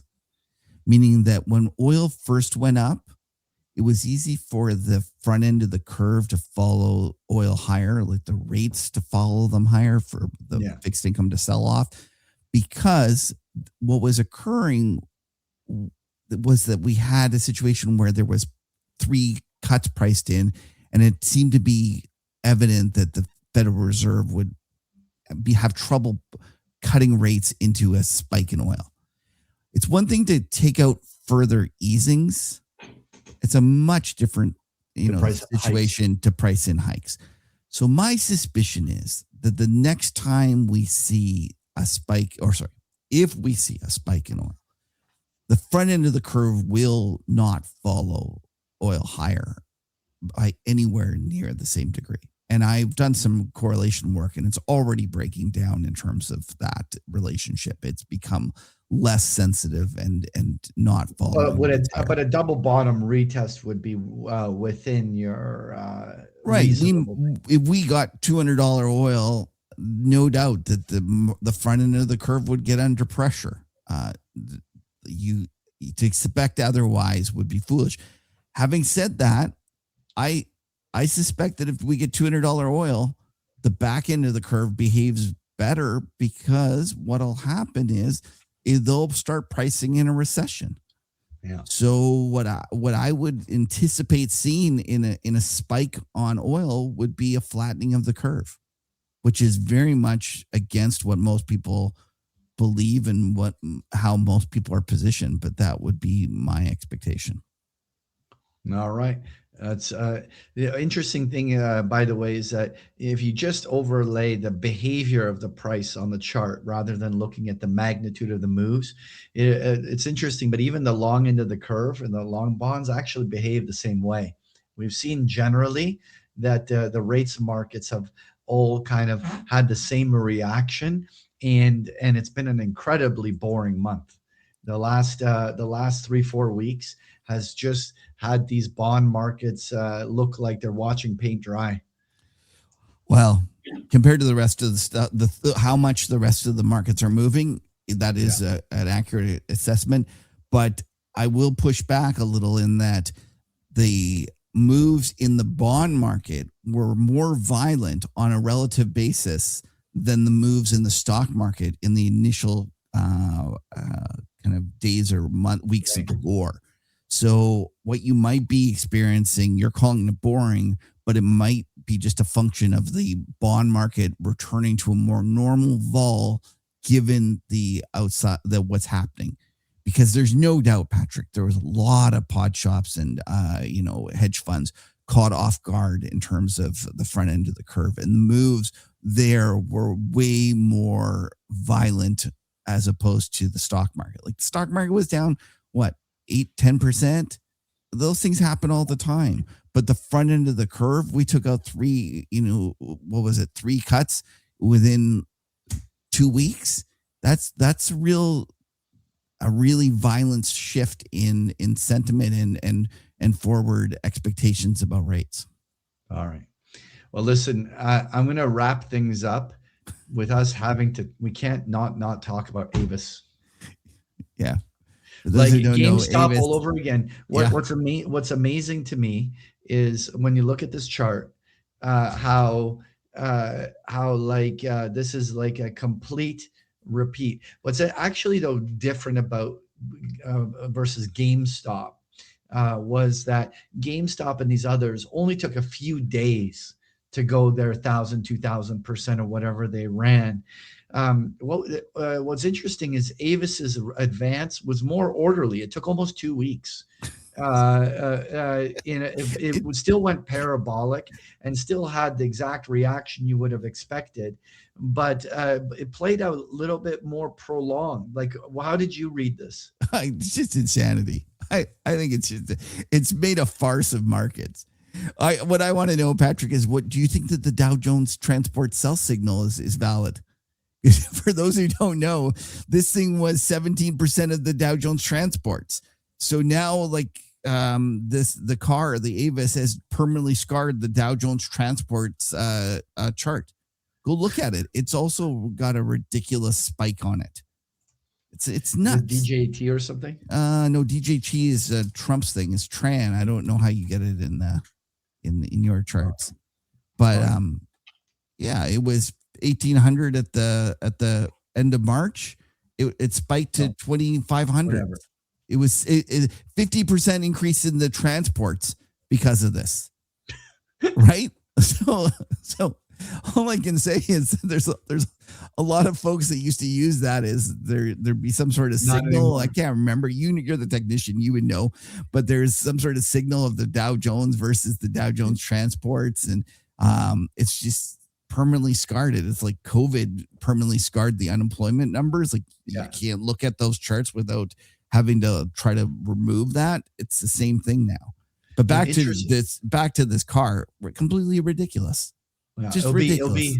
it'll be interesting. A lot of people are talking about the competitor Hertz because while the short interest at one point was like 80+% on Avis, Hertz has over a 50+% short interest. And what just like AMC rolled around, like they take their turns cornering these short sellers, and a lot of people are speculating whether Hertz is next. Now, I have no idea whether they'll get the squeeze on, but what I do know is Hertz had its implied volatilities double, basically because of that. And so there was increased speculation that there was going to be a squeeze here, and the dealers just jumped that implied so rapidly in this thing. I'll be really curious whether Hertz just was a nothing burger, or whether this ends up being the next kind of knock-on story. And it's bringing this back to what I talked about when we first started talking about the stock market. And you've kind of highlighted how we've gone back to the stocks of old. I'm not sure that this action is healthy, right? No. Getting stocks doing this is not a sign of a well-functioning market. Right. Okay. So did the the stock market is supposed to be an expectation about future cash flows of the stock. Did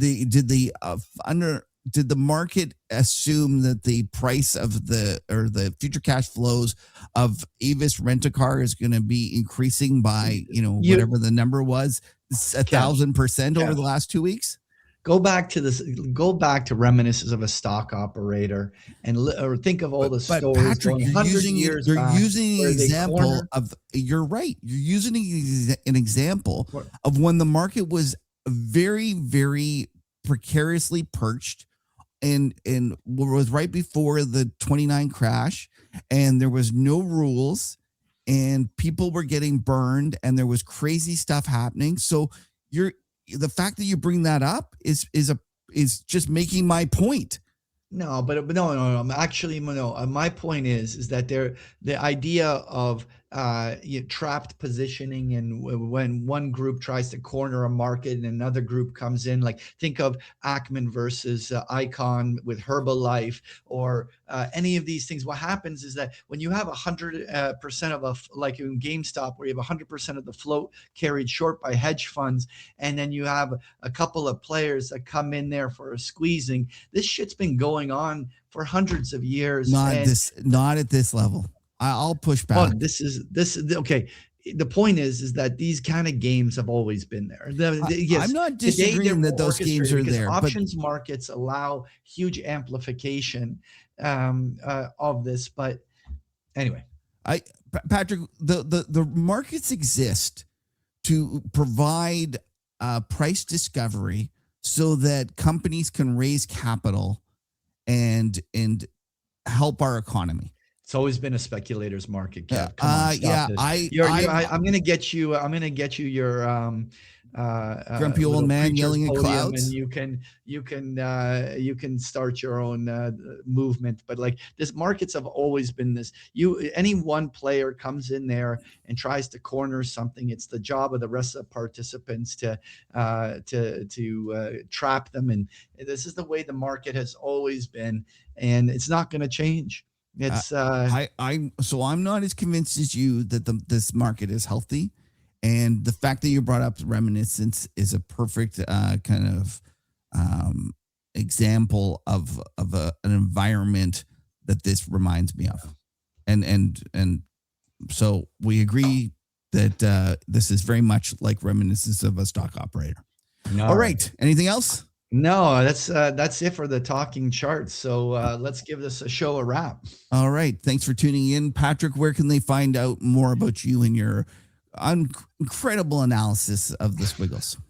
Well, you can follow my channel on YouTube, where I do the daily market analytics for free on the channel. It's Patrick_Ceresna. And you can follow my subscription at bigpicturetrading.com. And Kev, where can they follow you, buddy? TheMacroTourist.com. And bull market, bear market. We're just happy for you to spend some time together on this crazy ride. Now stick around for the after show. Okay, so no beer review because you've all done I the have to Corona say, I was just missing a nice squeeze of lime. You know, like this is a beer on a nice kind of warm day where it just needs a little citrus, and I failed on that front. But I'm not going to score it. It's a Corona. Everyone knows how it tastes. It's yeah. By the way, while we were doing this between 10 and 11 o'clock this morning, did you see the video? No. 200 to 208 or something right now. Straight up. That happened while we were recording because when I put the chart up 40 minutes ago, the world's largest company just exploded. Is that a new high? I think it might be a new high. What is? Well, you know what's crazy is like I was saying that we should have added some, and so the fact that I'm not in is exactly why it's going up. It's all right. Listen, I don't have anything. You have anything to chat about? Danny, you're on. Oh, okay. Danny. I'm here. Yeah, I'm here. Hello. Hello. Oh, so what was cool, Kev? I had my birthday the other week. Oh, congratulations. Happy birthday. I missed it. Thank you. And so those familiar with big picture trading and the membership and know my little protege, Masil, who basically comes onto the webinars with me and everything. And for my birthday, he went out of his way to use AI to write a song about me. Oh, why? Can we include it? Yeah, and like he like Danny, what did you think of it? Well, I mean, I think it suits your personality very well. I think in the beat, you know, the sound, everything. It's very Patrick. Okay, so should we use it to play it out? Yeah, let's throw it in here. Okay, so we'll use it to play it out. Well, happy belated birthday, Patrick. And in the meantime, here's Masil's a song that he wrote for you. All right. Take care, everybody. Thanks. Cheers.